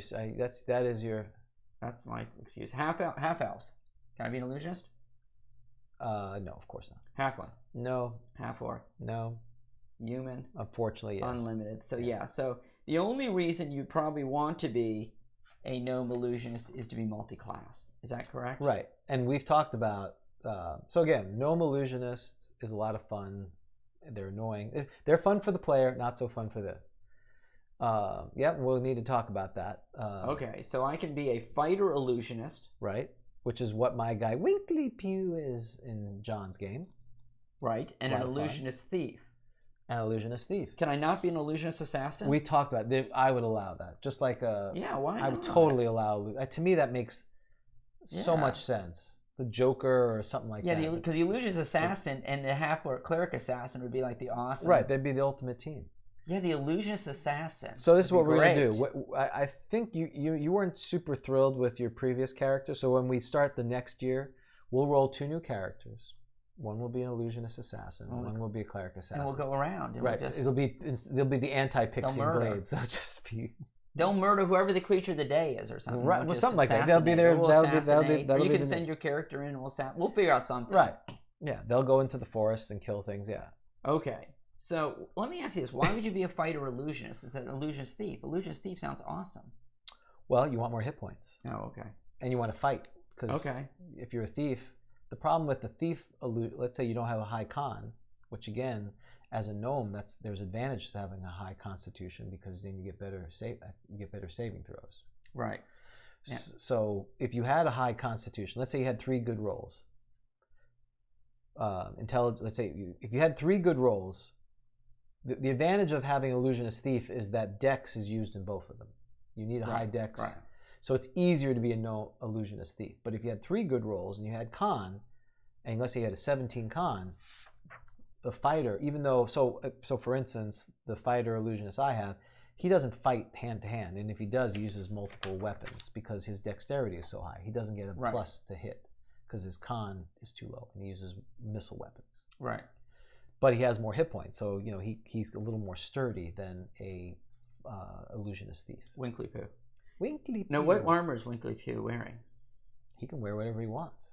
Okay, I'm going to read this to you because I want a ruling on this. A character of the gnome race can select to be a fighter, an illusionist, a thief, or an assassin. It is also possible for a gnome character to be 2 classes at the same time.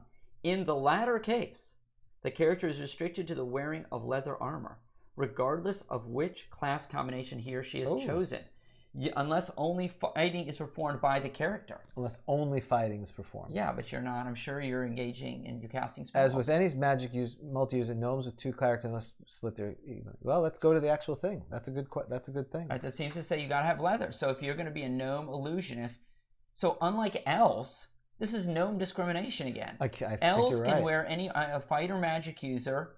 Elf can wear armor, right? Can wear plate, correct? Right. See, well, it's interesting because here it says see magic user above, fighter magic user above, and it says obviously this combination allows excellent armor protection. But then specifically here for gnomes, that's right, for gnomes, in the latter case, well, you could, if in the latter case, this would be the latter case as an example. It is possible for gnome character to be 2 classes, blah, blah, and blah. In the latter case, the character is restricted to wearing leather armor. But then it says, regardless of the character combination he or she has chosen. I think latter meaning the thief. Yeah, but it says, but it says, unless only fighting is performed by the character. Well, that suggests it's talking about fighting. But here, latter could be fight or thief. In other words, you can't wear, in the latter case. Latter means? The last one. So it's either this one or the thing that says thief. The character is restricted to wearing leather armor. What's leather armor? That's only thief, regardless of the class combination he or she has chosen, unless the only fighting is performed by the character. So the question is, does latter mean thief or latter mean that?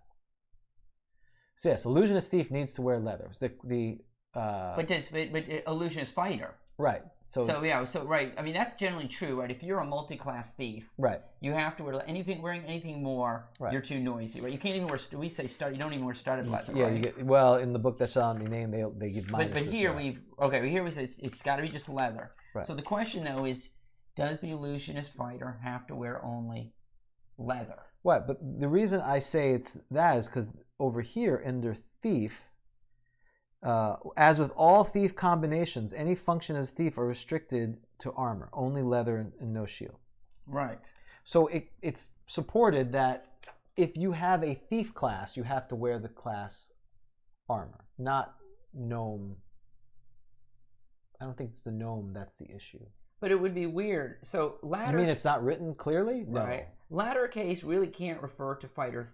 Oh, so you mean latter meaning the thief, but there's also an illusionist latter. All right, so Menion says that in Osric, he thinks and interprets it that fighter illusion. So, well, I will bring this up to John and he can decide, and then if he decides, I'm going to jump off the bridge.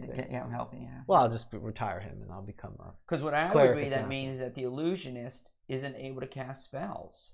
Right, if he has bandit or whatever armor he's going to wear. And the thief makes sense. Otherwise, you wouldn't even have to talk about it. All right. But the way the reason I say that is in the latter case. Well, what's the case? It is also possible for gnome character to be 2 classes. That's what you're saying. Is this you're saying? In the latter case, the character is resorted to wearing leather, regardless of which class combination is chosen, unless only fighting is performed. And as all multi-class gnomes with 2 classes. So the question is it the latter being that they're multi-class or the latter being of a thief? But the problem is that latter, I mean, there's 3 examples, and thief is not, illusionist is the latter in the first example. And it's also in parentheses, which usually isn't, it's an aside. So why would latter refer to something in parentheses? So it says in elves, too, although able to operate freely with the benefits of armor, weapons, magic available to those classes, any thief, he should have just wrote the same thing. Again, the question is, did he just was being cute and wrote it differently, or did he really mean it? Any thieving restricted armor, weapon usable by the thief class. So everywhere else it says usable by the thief class. The question is, did he really mean that gnomes are limited to leather armor? My interpretation would be that it means you can't use it if you're part. That gnomes, although magical, it puts quite a strain on. They're not elves. Elves. Okay. I mean, it's just my reading. That's why I don't play your game anymore. Right. That's why you don't have a game. You do one shots. That's why everyone hated it. I know. That's right. We will leave that for now because this is about illusionists. So, but that's certainly up to a DM interpretation. Okay. So you can be a gnome or you can be a human. Well, and I'm sure. So Mannion says, I'm pretty sure multi-class fighter thieves can wear any armor, but can't use these abilities while they're doing so. Well, I agree with that. I mean, I think if you take off the stuff. Right. So in other words, you're an illusionist. Like, let's say that you could wear armor as a fighter illusionist. It's just if you're going to cast an illusionist spell, you'd have to just like if you were going to be a fighter thief, you couldn't do thieving things if you were not in leather or less armor. Right. So, yeah. And hopefully at some point, I would get a bracers or something like that, and that would be a moot point. Right. If you have bracers and you have a bad dex, does it reduces, right? I mean, you still get the modification, or does the bracers override? No, I believe bracers just act as like you have the armor class, and then you still get the negative penalty or a bonus. Okay, so we talked about that. We talked about the multi-class, and again, there's only limited ones because gnome is the only race that can be a gnome illusionist. So what else we got? You had an article. What was the article about? Yeah, so just a little bit of backstory and a shout out to Rob Ritchie, who I know is online. That's right. Told me about some of the backstory. Linked me to an article at Playing at the World, talking about the origins of the Illusionist. And so, apparently it was a guy by the name of Peter Aronson, an early Boston area fan. In 1975, he submitted an initial description of the Illusionist to TSR, and they ran it in the 4th issue of Strategic Review. Okay. So before Dragon Magazine is actually when the Illusionist makes an appearance, and then in the very first issue of Dragon Magazine, number 1, June 1976, Peter Aronson adds some spells. Okay. And apparently in the Strategic Review, it had like a lot of spells. Right. And adds more spells. And so that was its origin. Obviously, Gary liked what he saw, I guess. Yeah. And what was interesting too is, there was another subclass of magic user. Okay. That was, I shouldn't say necessarily promised, but if you look in the Holmes edition, it talks about there's going to be 2 subclasses. Do you remember the other? Warlock? Close. Witch. Witch. Okay. Witch was promised, and for whatever reason, I don't know the backstory. The Illusionist. They were killed. Survived. They were killed off. They were killed off. They were eaten burned. They were burned by the stake. They were burned at the stake. Burned at the stake, and then eaten by a giant goat. So obviously Gary liked the illusion. It's interesting because illusionists are. It reminds me where you talk about why do we need some of these subclasses, like barbarian? Why can't you just play a fighter as a barbarian? And some of the people have argued, well, why can't you just play a do you really need an illusionist? Can't you just play can't you? A lot of the illusion spells magic users can get, right? Can't you just play a magic user as an illusionist? You certainly could. And I think that's always the tension with all the older school things versus, quote unquote, as the game progressed, where they either created specialist classes, and even in the Cavalier versus a fight, why do we need a chivalrous fighter that's super special? Well, we have a Cavalier now. Why do we have a Ranger? Really comes down to, and then there's some game systems that eschew all that. They say you can be whatever you want. Here's skills, and you put it in there. But that's not D&D. We have said that the class is an amalgamation of abilities that seem logical or whatever together. And so I think it's perfectly reasonable, and that's why many people still enjoy what they call BECME, which is basic, expert, champion, because they have magic user. I mean, they do have druid, and they've kind of expanded a little bit more as the years go on, but generally you have a magic user, you have a cleric, you have a thief, and you have a fighter. I like that. And then they have races class. They have an elf, which is kind of a fighter magic user. They have a dwarf, which is kind of a fighterish, and a halfling is kind of a fighter thief.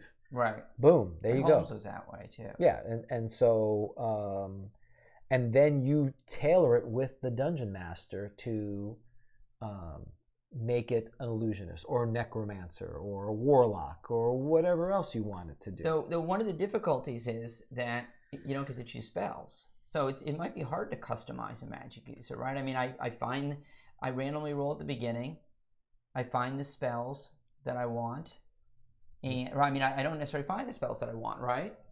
Yeah, you have to look in the DMG for that. Well, and I want to, because I want to look up, so we talked last time about how magic users acquire their original spells. Mm-hmm.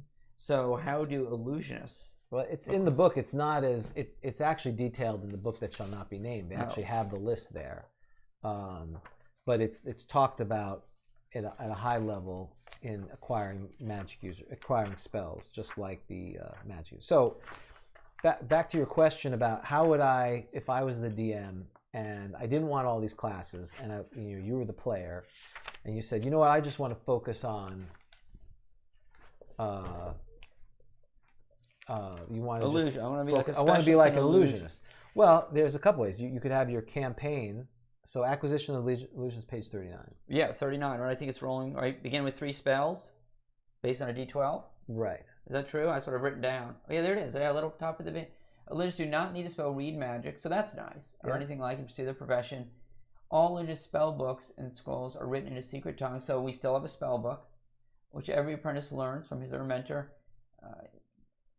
So where is the... So when Illusionist gains read magic at the 14th level, along with several other personal magic spells, this may allows him to utilize magic scrolls. So that's interesting, because we were just talking about that. Right.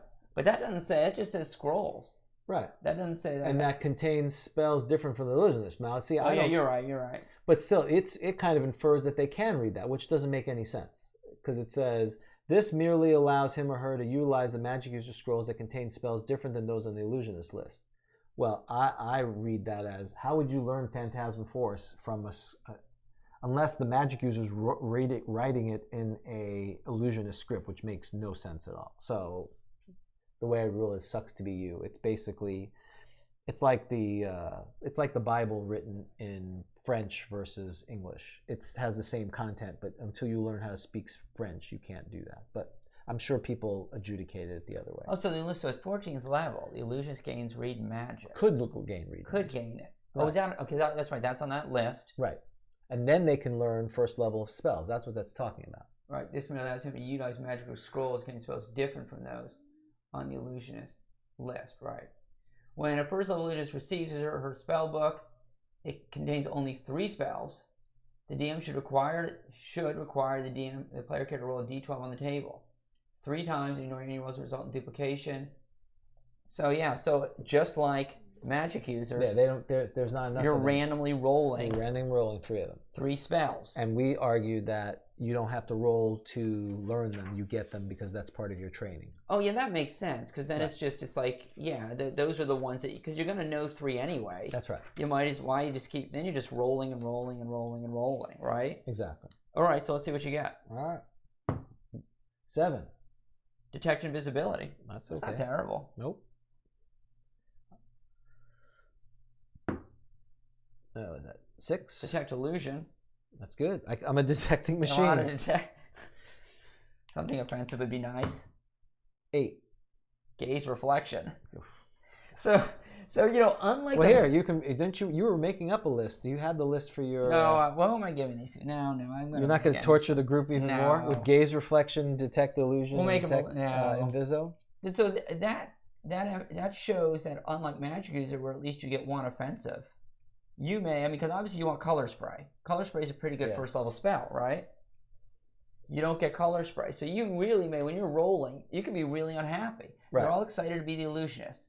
And you don't get Phantasmal Force, right? Which is first level. Exactly. That's very unfortunate. So that's rough. Yes, it's super rough. Because you got to find it. You got to get it in a scroll. Right. So this is where the DM. This is where later the book that shall not be named has.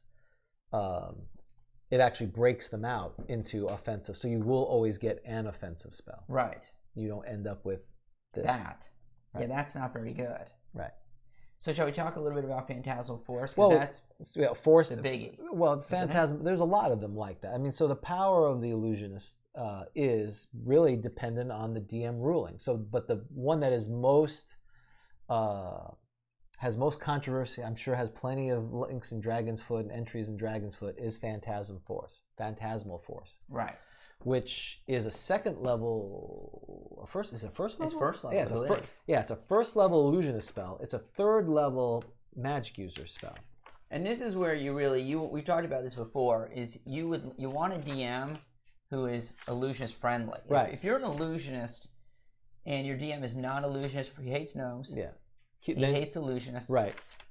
Yeah, it's not going to go well, right? You're really not going to be very effective. Well, all the illusionist spells in general, I mean, the ones that are popular were not written very well, and Ostrich had to clean them up, or other people haven't read them. Color spray has been one of contention because It's very confusing how it's written, and people have had to adjudicate that. But Phantasmal Force is the biggie as far as challenges. So that's a 3rd level magic user spell. It's a 1st level. So that should tell you right there. That's one of the advantages Illusion have. You'd have to be a 5th level magic user to cast something that a 1st level Illusionist can cast. If you get it.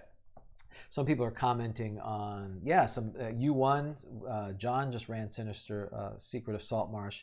Yeah, that Illusionist was painful until I killed him. Oh, sorry. You're the TPK. You guys, we had a TPK. We had a TPK. Well, yeah, 14th level. He should have cast Read Magic on us. He had color spray. He killed us with a color spray. That was wonderful. That was awesome. Push. All right, so on page 75 of the Player's Handbook, Phantasmal Force. So here's the first couple of problems for the DM. First of all, duration special, which means it lasts for a while. Saving throw special. So when this spell is cast, the magic user creates a visual illusion which will affect all believing creatures which view the Phantasmal Force, even to the extent of suffering damage from phantasmal missiles. So right there, or from falling into illusionary pit full of sharp spikes. If you're a magic user who has a 1st level spell, Magic Missile does 1d4 plus 5. Here you create a pit, 20 orcs think there's a pit, falls in. They take, d6 for falling plus whatever spike damage. You could kill them all with this one thing. Yeah, and it's 8 square inches. So this is what always troubles me. 8 square inches plus 1 square inch per level. Right. So that's a 90. So it could be a 30. At 1st level, it's 9 square inches. So that's 30 like by the feet 30. thing? Yeah, that's 30 by 30. Okay, 30 by. So I can do so if I wanted to do a narrow pit. Right. I could do it. You could have just like the hallway look 10 like. 10 by 90? Yeah, it says 8 square inches. So it doesn't say it can be in any shape like that. So 90 square inches, 10 by 9. 90 feet long by 10 would be 90 square feet, which would be 9 square inches. Oh, wait, no, 10 by 90. Wouldn't that be more? Would that be like 900? No. Oh, so I'm not very good at this. 1 by 9 is 9. 1 by 9. If you got rid of it. Yeah. Yep. Okay, no, you're right. So 10 by 90 yeah, is you could 90 have, you could have a hallway right? that looks, that's right. 10. So that means I can do 90 if you're doing the falling damage cumulative. Yeah. Well, then that's the other argument. I see what you're saying. You think it's a pit that looks 90 feet down. Yeah. You could use it that way, or you could just say it's a bottomless pit. It's the area of effect is let's say you take the floor, this 90-foot hallway, right. And it just looks like a bottomless pit. What's the difference? Oh, that's right. That's right. Just the area of effect that looks right, exactly. Yeah. That's right. Right, what's the difference? It's bottomless pit. You're dead. Right, and you fail your save, you took 500 points of damage, or whatever the maximum 20d6 is. That's right. That's right. But for you, it's fun. So okay. You're right. So what you can do is that's right. So I mean that's very useful then, because what you can do is you make the enormous opening. Right. You have a 90. You have like a 30 by 30 opening, which is a bottomless pit. Yep. And you can actually have like flames. Right. Sure. Dragons. Anything in there. Exactly. So already you're like, wow, this is amazing. And note that the audible illusion is not a component of the spell. So if you have a dragon that's breathing fire, you won't hear the flames, you won't hear it roaring. But you can cast, I think Audible Glamour. Is Audible Glamour a 1st level illusionist spell? So do you cast Audible Glamour first? Or you get improved Phantasmal Force, that's what you're supposed to do. Oh, improved has the... Yeah. But Audible Glamour is a 1st level spell. Yeah, you could try So I can cast Audible Glamour first. In theory. And then cast Phantasmal Force. Yeah. Okay. But right, so it doesn't come... and you'd have to work on that to see how you would do that. Because again, the Audible Glamour would go off first and there'd be a dragon. You'd have to prepare this ahead of time. If people are watching you doing this. It increases the chance of not, like you hear something and then something appears. Yeah, I get it. Yeah. Okay. Thank you, Martin. 90 square feet, which translates to 8.36 meters square. That's right. Oh, yeah. Sorry. We're not favorable to the metric, which the rest of the world is. Again, it's back to baseball, soccer thing. Okay, so as a DM, you're like, oh, that's a problem. Note the audible illusion. Okay, great, I can nerf it now. The illusion lasts until struck by an opponent. Okay, great. What? Isn't, yes. Well, because I read this, you're like, no, illusion struck by an opponent. Great, that makes sense. The first guy tries to fall in the pit, he takes his damage, but then the rest of them, folks, it gets dispelled. Nope, that's not what it says. Unless the spellcaster causes the illusion to react appropriately, or until the magic user ceases concentration upon the spell due to desire, moving, or successful attack just causes damage. So until struck by an opponent. So what does that mean? If they fall in it, does it dispel? So if you're walking in a pit, you see a pit. Well, that's Is that struck by an opponent? Well, yes, but then it says, or until the magic user ceases concentration. No, I'm sorry. Or struck by an opponent unless the spellcaster causes the illusion to react appropriately. Well, I don't know how you make a pit react appropriately. So that idea is if you made a phantasmal force of orcs attacking and you struck it and it decided to move backwards, well, now it's reacting appropriately. So so I can adjust things, and we were talking about this before we got on the show. So as I'm concentrating, I can actually manipulate and adjust the illusion. So I'm there making it. I'm like the puppet master. Exactly. I'm making it do things. You're the Wizard of Oz. So when they fall in there, I've got to make it adjust like an illusion. Well, how do I do it? I don't know. That's the welcome. How do I do an illusion of them down in a pit? Because they're there too. There'd be two of them. Right. I can't make him an illusion. So for the guys in the pit, it's not as big a deal. The people who are going towards the pit, you'd have to show that the creature is getting smaller and smaller. That's the problem. But you have a real person too. I can create an illusion of someone getting smaller, but don't I have the real person laying on the ground writhing? Well, but the point is, if they fail their save, your mind is being tricked to think it's getting smaller and smaller. You don't see that. They see them basically disappear into the pit. Oh, that's why it's a problem. So they're like subsumed by the illusion. So people outside it, possibly. That's welcome to this problem. Because I can understand the illusion. I can't change things. I guess do I cover up? I guess I do cover up stuff because I cover up the floor. Right. So I guess my illusion can cover them up. Right. Why not? That's right, because the floor is covered up. Because you're friendly to illusionists. Other people would say no. As soon as they fall, you'd see them laying on top. So it's like a big kind of black hole of illusion where anything in that area I can manipulate. That is certainly a reasonable DM could do that, and now you've made Phantasmal Force a super powerful spell. Or you could say this is a first level spell. As soon as the first guy falls, even though the pit looks like a million things, the orc is just sitting on top of it. Mm-hmm. He believed it because he's the first one in, but the rest of them were like, "Wait, he's just late." How is it's like those video games where the guys, the players falls off the map and he's still walking. You lose the verisimilitude. The thing of it. So that's what makes this difficult, but it gets beber. I like this. It's fun though.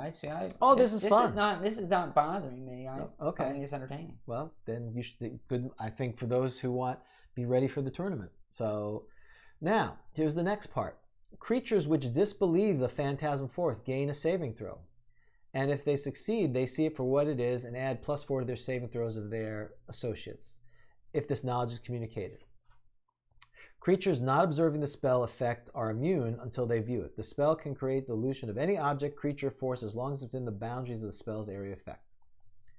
This area can move within the limits of the range. So you can actually move this around. So the range is, in this case, first level is 90 feet. So within 90 feet of the magic user, you can take this 90 square foot thing and move it around. Super powerful. Wait, where's the movement? Sorry, I was still on it. Can we go? Yeah, let's go. Can we go one at a time here? So let's talk about the disbelief. Right, disbelief. This has been talked about ad nauseum. And there's two, right? And so Dragon Magazine had 2 articles on that. On Now You See It, but is it really there? Shedding Light on Illusions in AD&D, November 1980, and had a chart which talked about you would actually have to list categories recommended for evaluating situations, like how much you would disbelieve it. Yep. And then what you do is you cross-reference that to the intelligence, and then there is adjustments made. So there was a whole little chart here to figure. I mean, this is kind of what makes me want to go to Holmes, which is I'm just like, look, I think there's like a 30% chance they'll disbelieve, But no, I don't have a problem with charts necessarily. But so yeah, you got a chart on disbelieving, and then you had Is It Really Real by Tom Armstrong in Dragon Magazine, October 1982, which talks again about Phantasmal Force. So we have 2 articles that if you really want to get into it, you can look at those articles. Because how do you play it? How do you play Disbelief by Monsters? So, not only monsters or players. And so the first thing we need to look at is page 45 of the DMG. Oh, I forgot to talk about it, right? To the potential nerfing. So there's a little bit of a nerfing here. It says the magic user must know of and understand the force creature he or she is making. Thus, the caster has never cast a fireball or seen a dragon turtle. His illusion will be very poor. So then it's a question of how believable it is. I forgot where it was and I didn't write it down. There's somewhere it talks about active. You must state, I'm going to disbelieve it. That's how the thought was when it was. In other words, because of that sentence in the player's handbook says those who try to disbelieve. Well, how would they disbelieve? They have to announce they're going to disbelieve. Yeah, and it says which disbelieve. So in fact disbelieve. Not like doesn't sound like I'm suspicious. Right. I in fact disbelieve. So you have to actively say I disbelieve, which is why I think in some of the tournaments, when Rob was running, I would say I disbelieve it. The first, everyone. crazy, that's what players all do. Everyone's like I disbelieve. I disbelieve. Right. I disbelieve. So then it was, well, what does that mean? Well, like a lot of things, you have to concentrate to disbelieve. You can't just sit there. So I think it was somewhere, may have been in the DMG or somewhere else, where it says you have to take a round. That's your action. If we're in combat and you see this pit and you go, well, I disbelieve, okay, then that's your action. You're gonna have to sit there, actively try to disbelieve. Then you can make a saving throw. Yeah, interesting. It would seem like. So how many people are going to not, waste their round to do that? Yeah, it would seem like it would be hard. Like if a fireball's coming at you, it would be hard to disbelieve that. Right. Well, how long do you have? You don't have much time. Right. Well, that's the issue. Right. So, but I guess the rule is if you state you disbelieve it, you get a roll.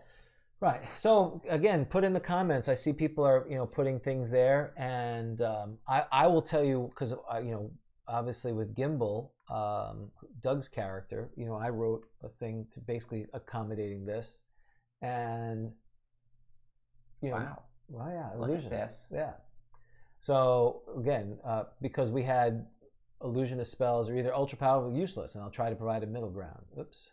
So first and foremost, here's how. First, I say how well the illusionist describes what the illusion is, how believable it is to the viewer in this current circumstance. So again, if the illusionist says I'm going to create a green dragon in the middle of the orc lair, well, where did this green dragon come from? Why would there be a green dragon in this? Whereas a pit, and if it's their home, why would a pit all of a sudden magically appear in their own home? Mm-hmm. So I like the idea. Okay, illusionist player, you want to play an illusionist. You use your smarts when you're doing this, and if you make a good case for what you're doing and it's believable, I'm good with that. So if they made 10 fighters with crossbows, okay, that's certainly reasonable if an invading party's coming in, as an example. And let me just point out, right, and that was what this article talked about, right? The different levels. Was it expected? Would it be suspicious? Was there doubt? Yeah, and how believable in the current circumstance would determine whether. So for me, instead of them having to do an active disbelief, if it was a green dragon that just magically appeared somewhere, I would say they get a saving throw. If it's 10 fighters, they may not get a saving throw unless it's the player who would say, yes, I want to actively disbelieve. The level of the spell, how detrimental the outcome to the viewer, and the level of intelligence of the creature will also factor into whether they get a saving throw. Because remember, this is a first level spell. Now again, sleep's a first level spell and it's super powerful, but it shouldn't, it's not, we have to remember as DMs that the level of the spell should have some impact. Mm-hmm. A phantasmal spell, now again, against a deity who has a 19 or 20 intelligence, they would just disbelieve it automatically, if I remember correctly. But, if you're a super powerful character, a first level spell shouldn't take them out immediately. There could be a chance, but it shouldn't be automatic. So, final all viewers of illusion, including the party, except the illusionists, are affected by the spell and would have to actively disbelieve via saving throw. Actively disbelieve acts as a delay action, which means they would either go last in the round and prevent any long spells. The illusionists can warn the party member, but other creatures may know, and then they would get +4 to saves, not an automatic save. Right, which is part of the book. Right. So unless stated specifically in the spell, the illusion ends when it's touched or struck, depending on what it is. Touching a wall illusion ends the spell. A dragon using a breath weapon ends the illusion. The damage will result regardless of the illusion is trying to make the illusion react. So again, that's where I adjudicated. Oh yeah, well that sounds like a change. Right. Right? Because the book says you can adjust. That's right. And so David said exactly. Illusionists just assume reality is not real because they're in the game. Everything's a thing. So damage is equal to obvious damage of amount. So if you had like daggers shooting at them, it would be equal to the dagger. So again, you don't want to nerf it too much. How do you? But so a fireball. What about things that depend upon the level? So I say D6 times the level of the spellcaster or lethal, depending on what the victim's leaves, the damage would be. So You mean of the actual? So if I'm an illusionist, I'm a first level illusionist, and I cast a fire. Let's say I've seen a fireball, right? And I cast a fireball. It would do 1d6 in my world. Okay, just yeah. But if you did something like a dragon's breath, it would. Again, most victims are first level; they would die. Are fireballs more powerful based upon spellcasters? Do you think based on size of the fire? Is the fireball size bigger? No, the area of effect is the same. The same. So somehow intensity. It's more it's super flame or higher color. Like, so can I be an illusionist? Like, I want it to be the higher color, the better color. That's right. So it's like they think it's worse. Well, you'd have to decide, because again, the way it says in the DMG is that they would have had to cast the spell before. Well, you know what I'm going to do is I'm going to be a magic user. You tell me if I can do this. I'm going to be an illusionist, but what I'm going to wear on my hat, you know what it's going to say on my hat? What? On my hat, it's going to say something like, it's going to say sorcerer. Sorcerer. Okay, you're high-level magic user? Sorcerer. Right. So that when they see a fireball coming from me, they think it's a 9th level. Yeah. Okay, does that work? Can I do that? No, that doesn't work that way. You complain about my game. Exactly. So some illusionist friendly. This is an illusionist friendly bar. Now some people have, some of the folks in the chat say, if it's like if you take lethal, quote unquote, lethal damage, because it's illusionist, you would just fall unconscious. That's certainly a reasonable way to play it. That they actually don't take real damage; they take. But you can die. So this article talked about a woman who died in a car crash. It was like the car was going 50 miles an hour. The other car was like 20 miles an hour. She didn't have any physical damage, but she died. She died of a heart attack. Thank you. So can't you die? But you can take real damage. It's the stress. It could. Well, that's where the DM has to decide. One of our folks on there said it does unconscious. I put lethal damage will result in death unless a creature makes a saving throw versus spell. Success indicates the creature survives but goes into a coma for 1 to 6 turns. That's my example. Well, it does say to the extent of suffering damage. It says suffer damage. Right. That sounds to me like it. Well, you could suffer damage whether it's actual. lethal. Well, the question is if it's lethal damage. I think it is. I think it's shock. There you go. Well, I'm pro-illusionist. You're pro-illusionist, right? You're going to make this first level spell super powerful. But I don't have it. Well, you don't have it. Yeah, this would guy be super powerful if I had it. That's right. This guy doesn't have it because I'm also making you roll the 3 spells. So that's high stakes. When you're rolling those 3 spells at first level, right? For illusionist, right? That's high stakes. But I think what we're trying to say is everything's reasonable. You just, as a DM, you need to be prepared for this eventuality if you have an illusionist or you have a magic user who's going to cast it. I'm an illusion. You know how many hit points I have? You don't know because you don't have I don't know. Take a D8. No, take a D8 and divide it by 2. We don't know. You know how many hit points I have? That's a D10. All right. You know how many hit points I have? You have 3. 3. You know what my AC is? I mean, I got a good dex. It's at least 16. So it's like an 8 or 7 yeah, 8 or something. Yeah, you're like the goat. You know how many spells I get to cast once? Well, the same as a magic user. A day? Okay, I feel bad for them too. Right. At least they get an offensive spell. If I actually rolled Phantasmal, look, so once a day, so I get to be the hero and take out the big bad. Right.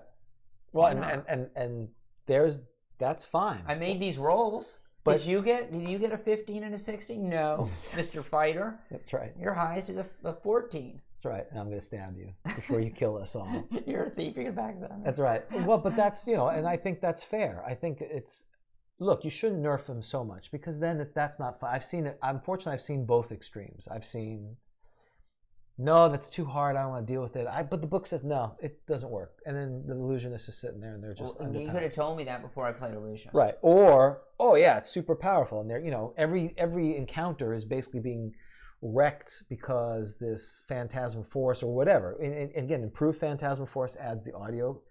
Part of the thing I look at it is it's in the context of the spell. If phantasmal force, the first level spell, is so powerful, improved phantasmal force, where does it go from there? An improved phantasmal force adds the audio component. So there should be some advantage to it. I think that it gets more and more powerful. Well, I think what you do is, I think the way to counteract it is you do a healthy dose of disbelief on the other side. Right, so I think that's what So it basically creates a built-in saving throw, and I think the DM should do that. I don't think that I think you let them create the illusion they want to create.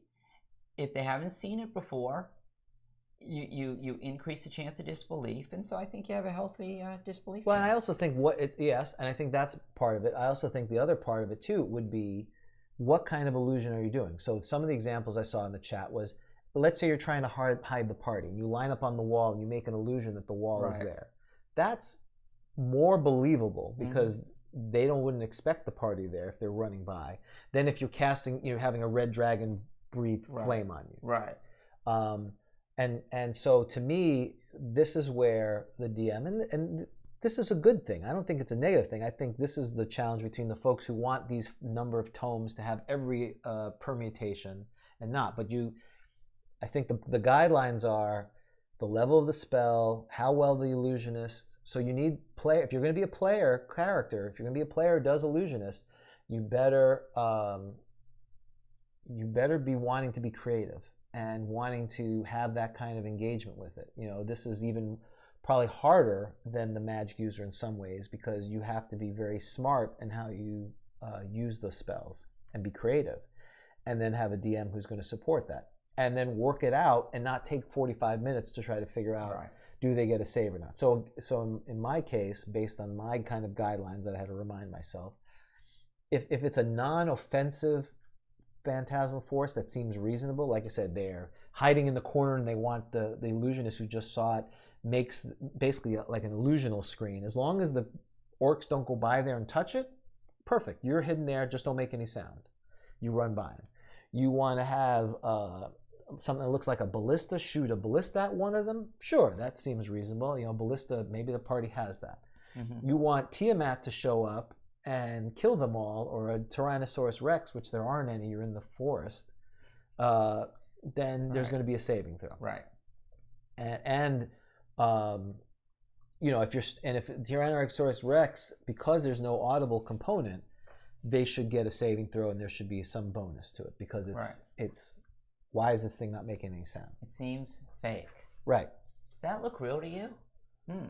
Right, and then improve, because then that allows for improved Phantasmal Force you can move, it has audible component, it makes that a more powerful spell, and thus the red dragon should be more likely to work. Yeah. But this is where I know Doug tried to have a thing of Demogorgon show up. Like, I don't know, I forgot who we were fighting, or Orcus, or someone who was their deity. Maybe it was Unogul back from last week's event. Well, he did that too, actually, way back when. Yeah. Well, way back when, I would have been a little more. I liked the idea. I was co-DMing, and I'm very pro-illusionist friendly.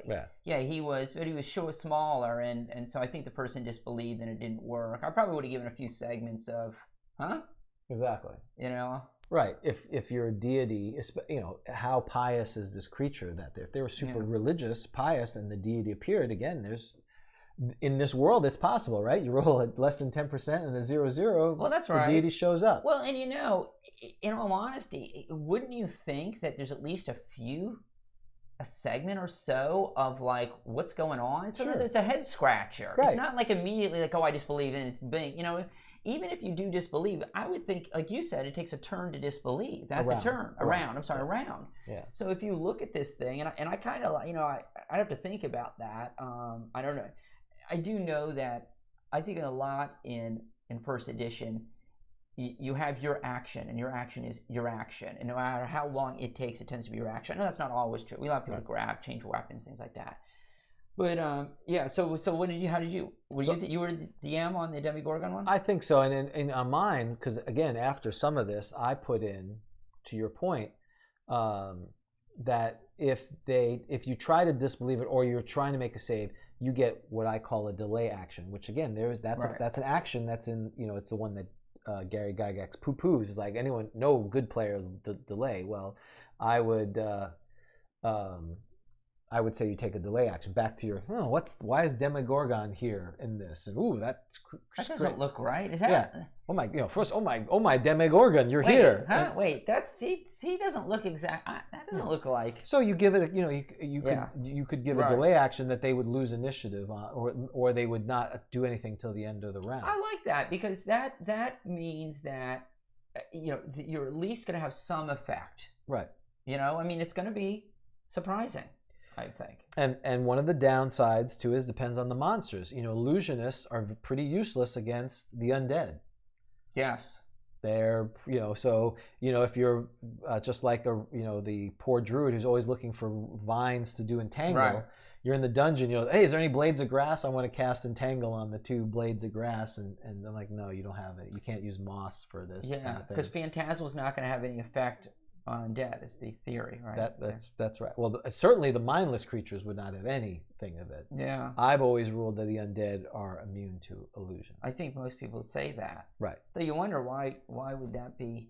Because they're dead. They know the true horror. Because they see things, though, right? I mean, they attack and they see. I mean, even skeletons. We believe skeletons see, right? I mean, that's why they walk around. Well, the skeletons and zombies are mindless, which is they have no mind to control, which is why they can't. But they follow orders. Well, they can follow orders, but they don't. In other words, it's affecting your mind. It's affecting your mind. But they're mindless. They don't have any mind. But why don't they walk into a wall? They walk in the wall because they can sense life. That's what the idea is. They have a sense of guard this area. Do they see? They kind of see, but they see. What are you, a player now? They see based on. I'm curious. Right. I've always ruled, well, because they're mindless. The illusions don't affect them. I think most people believe that. But we could look up skeleton. Well, I don't know that's going to give us an answer to that, is it? I mean, I'm sure you're right. It's mindless. I agree with that. I just think that there's some unanswered questions on. You're mindless, but you take orders. You don't walk into, you know, they're non-intelligent. Skeletons are non-intelligent.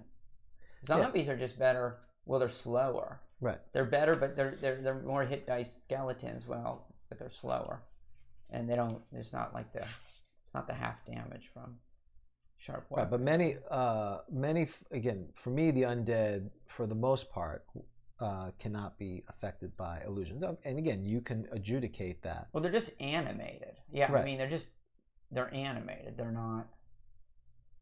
I mean, that does make sense. I mean, if they don't have any intelligence. So it's like a beetle. As a beetle's not going to fall in my pit.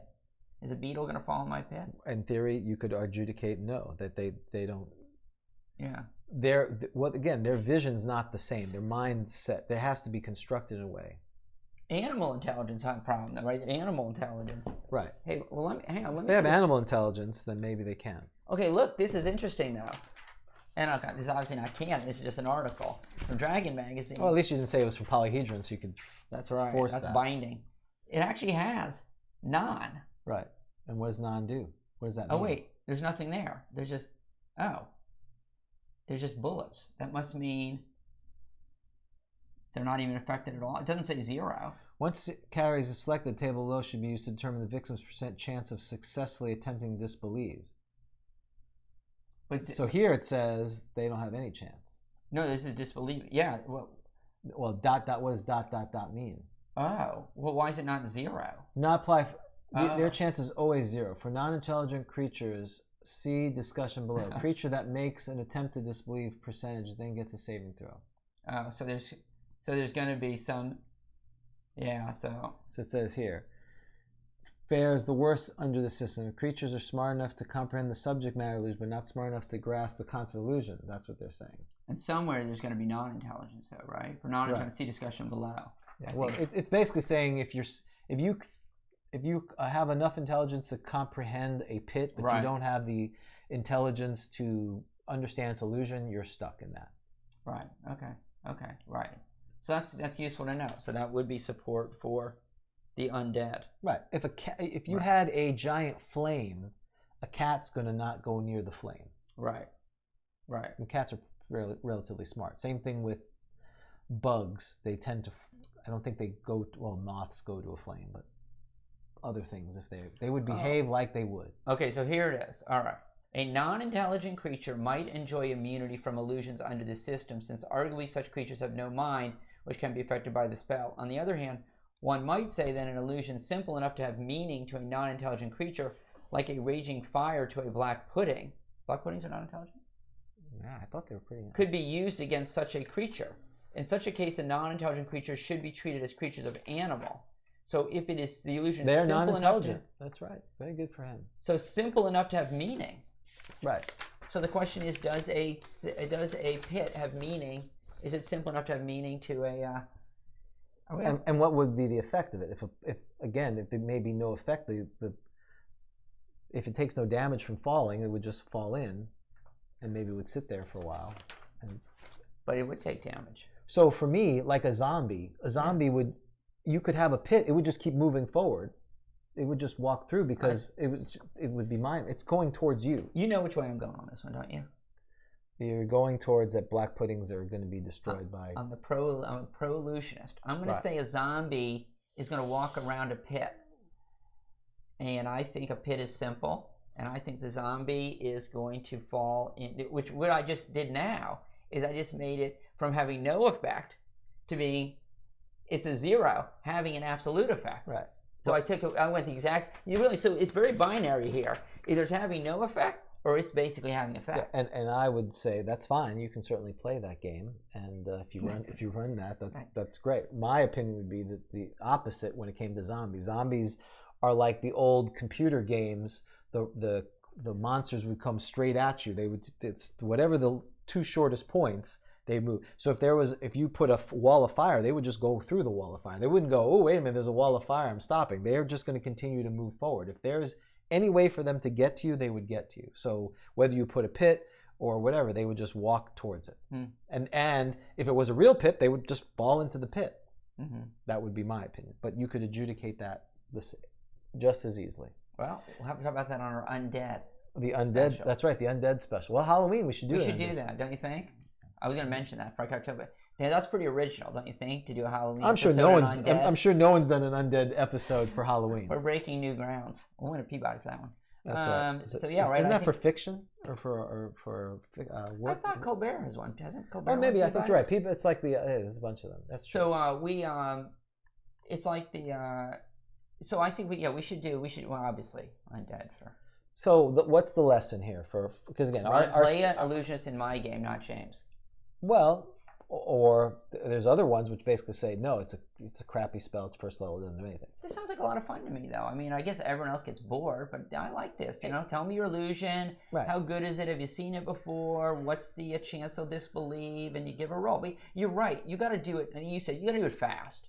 Right. You don't want to bog down. You want to basically I think you basically give a quick percentage. You can use a chart like this if you want, but I think you basically as a DM have to say, okay, you run it pretty quickly. How believable is it in the environment? Yep. What's the how smart are they? Right. Right. Have you seen it before? Yep. Caster, and I'm going to give a percentage on each one. Or I may just make it automatic that it works perfectly because again the context of it. Sure, there could be 100%. Yeah. Right. I mean, I like random, so I like. You're right, but you're right because there may be no chance that they would disbelieve it because it's totally believable. It's totally believable. If it goes back to. Yeah, you have to adjudicate somehow, whether you give the creatures a saving throw and you adjust it, or you do a percentage like that. Either way works. Yeah. Okay. I think the other problem is, again, your party dynamic. It's just like the thief who... The thief... Did it fall down? No, we need to get it. It's behind my head. Oh, okay. Shouldn't it be like... Now, with 2 hours into it, you're going to fix it? Exactly. Okay.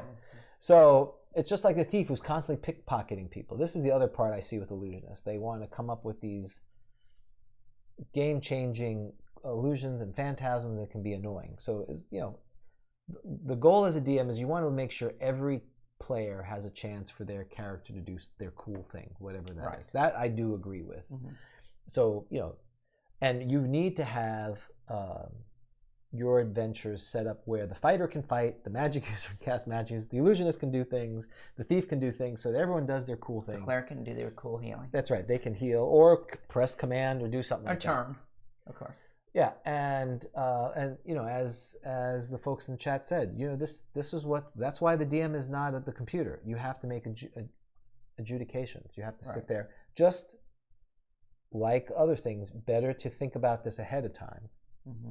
And sit down and kind of give some framework of reality, what you're going to allow a illusionist to do, and magic user who casts Phantasm Force.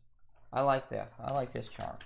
That seems like a lot of work. Here's the adjustments. It is 20% if olfactory or thermal component expected but absent, plus 20% if audio component expected absent, plus 10% if subject of spells and illusionist. That's okay. Minus 10%. Sorry, I was falling asleep. If victim, this is on illusionist. You got to put up with this.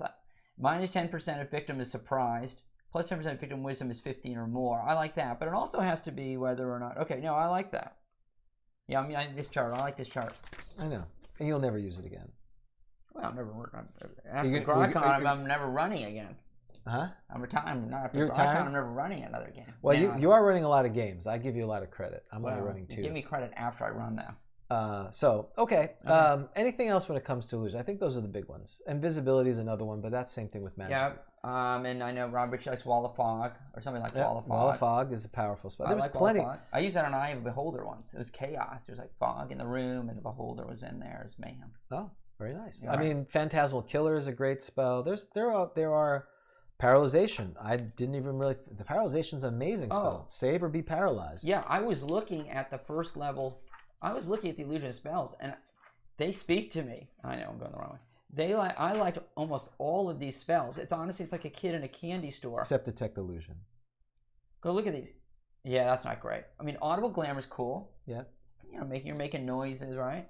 Change self, color spray, dancing lights. I'm so in love with it. Yeah. You just make some lights, don't you? Yeah, basically. Maybe they think it's a will-o-wisp. Darkness is okay. You can make a move like a will-o-the-wisp if someone knows what a will-o-the-wisp is. Right. Darkness is not. Darkness would be kind of cool. Why is they should have just had reversed light darkness? There should have exactly. You're right. That's a good point. That's a good point. Prismatic spray. That's right. Hypnotism is cool. Right. Because hypnotism, John would use that a lot. It works like a suggestion, basically, right? Wall of Fog, Phantasmal. Prismatic spray is amazing. That's what Carlos put up. That's the big daddy. Where's that? Oh, Prismatic spray. 7th level. Oh. That's a beatdown. Oh, is it? That's like the. Well, Prismatic like Sphere, Prismatic Sphere, which is a 9th level magic user, but there's these colors, and each orb layer of it has these certain abilities, and you have to, if you're going to attack the magic user or get to him, you have to cross with him, and it does horrific things. This one does the same effects, but sprays it out. It's like color spray on nice steroids. Yeah, I like a lot of these. See, this makes me want to be an illusionist again. I love it. Those spells are awesome. I want to be an illusionist. Okay. Not in your game. Well, you can be. It's just you're going to have to work at it. You can't just sit here and say, I create an illusion of a red dragon and the goat just dies on that. Oh, wait. Oh my God, the goat. I need to disbelieve. What's my percentage chance? Can we go back? Sure. Disbelieve. What's percentage you give me? Disbelieve. I'm a goat. Wait, let's do this. How intelligent is a goat? Yeah, okay. Let's use this chart. This goat or a goat in general? Give me a mulligan. Do I get a mulligan? Well, it's whatever that goat is. Semi. Oh, that's not good. That's 2 to 4. Oh, look. Oh my God, they're all zeros. 0. Okay. Wait, yes. no, there's adjustments. Do I have a 50? 20% of olfactory component is expected, but, well, I mean, this is not, if it was an illusion, we wouldn't know. Yeah, but. Let me just roll and see what happens. Yeah. There's probably. 75. 51. No, I disbelieve. No, you don't. You. You can disbelieve. You're still there. That's right. You disbelieve. It's still there. I'm one. It's like I'm one with the Force. The Force is one with me, kind of thing. As you die. Horribly. Yes. All right. I died disbelieving. That's right. That's all right. okay. That's all right. All right. I don't think there's anything else on. No, I just and how you use them. I think same thing like magic users, early level. Oh, weapon. We didn't talk about weapons. Oh, we didn't talk about weapons. That's right. Dance light, fireworks display. To show how weak they are, right? Hypnotism's a great spell. Hypnotism? John has used that a number of times. He almost tries to do a quick draw McGraw with that, which I'm sometimes not as enamored with. Wait, a quick what? A quick draw Hypnotism. With what? Remember, he would be like, look into my crystal ball, and he would cast hypnotism. Yeah, and what is hypnotism? It's like a suggestion. It opens for a suggestion. You only get one, though. Is that right? Right. You make one suggestion. How's it different than suggestion? Well, because the hypnotism, you're droning, and then once they fail their save, you can cast a suggestion. It only lasts during that time period. Oh, it runs much less than a suggestion. So it's worse than a suggestion? Yes. Suggestion a higher level? Yes. Oh, okay. So it's like a poor man's. It's a poor illusionist's suggestion. Right. But I like it. Right. And they do it, whatever you suggest. But then they snap out of it and they're like, what am I doing? Right. Yeah, because it only lasts for a couple of rounds. But if you can get them to like, hey, open up that gate. Which you again, open the gate. Which and maybe the panel knows. Why can't an illusionist cast Charm Person? Yeah, that's a nice one too. One is, I guess, is because it's an enchantment. It's not an illusion. I guess is the argument for that. That would be my guess. It comes from the school of enchantment, so it's an actual magic. At illusion school. Well, it's just not an illusion. Right. So no armor. No armor. No shield. No shield. You know the three? I know them. I saw them already, but I didn't. Yeah, they're the magic uses. The dagger, dart, and staff. You use oil question mark on the poison. So yeah, that's pretty wimpy. And you know I think they tend towards chaos potentially. You know, it always seems like the illusionist is chaotic, whatever. Well, somebody mentioned they're like the mad illusionist. That's right, the mad crazy illusionist. Yeah. And illusionists, I think, like I said, I know of at least a few of them. There's the illusionist from, what was the one that you killed us in, the 14th level one? Oh yeah, that was the Treasure of Barlon. Treasure of Barlon. There is an illusionist, tying back to last week. Oh, give me the S3.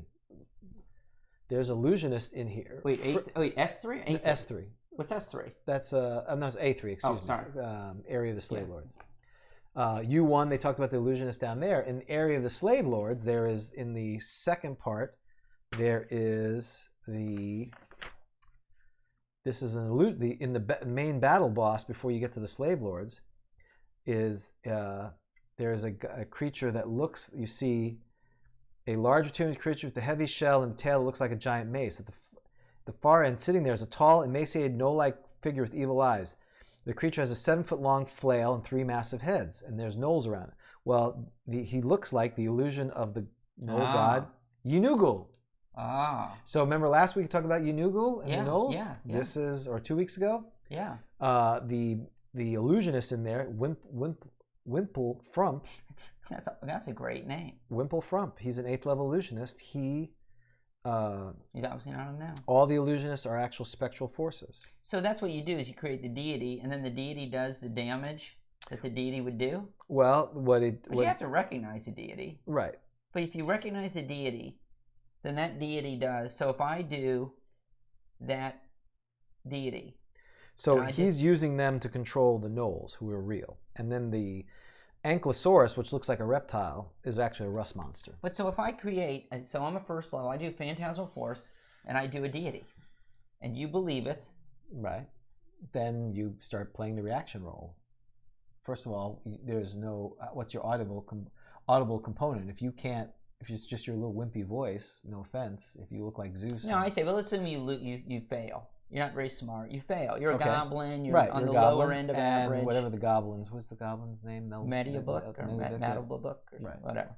And so you fail, and he attacks. So the movement, I can move this thing, but only within the area. But so if I've got the what was it, the 90 square feet, let's say. Right. I can move within 90 square feet. No, that's the area of effect. That's the phantasmal force. It can be up to that. In this case, it would be small, but you could go to your range, which would be 80 feet plus 10 feet. But can it move? Yeah, you can move it up to that whatever. Oh, so you think within the range I can move that thing? It's not like I can just, the range is like bloop. No. And he's dropped there, and he sits there. It's a range from you to the thing, correct? So I can do whatever my range is. Yes. Wow. That's what. So he can like charge. Yes.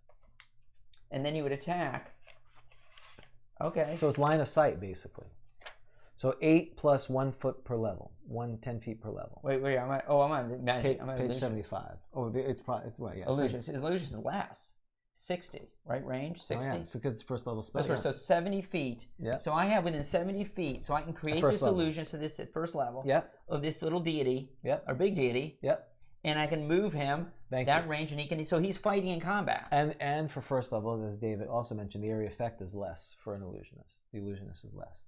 Oh, the range. I was looking. So that's a good point. I was looking at the magic user one. Oh. So the illusionist one is slightly wimpy. Okay, but so within that, so he's moving around in melee. Right. So I've got a god melee. Yeah, absolutely. If they believe it. Sure. That's cool. But if they run away, you can't chase them. He would have to stop. I set them tethered at a certain point. Right, like a chain, exactly. Come back at the dog. Exactly. Back. He's running all of a sudden, pulls back. Exactly. All right, very good. Same as far as tiers of play. Again, there'd be very similar to magic users. Early level, they got their one spell. I mean, they have high deck, so they could throw darts, probably pretty good, because they're going to be able to do that. They just need to be protected.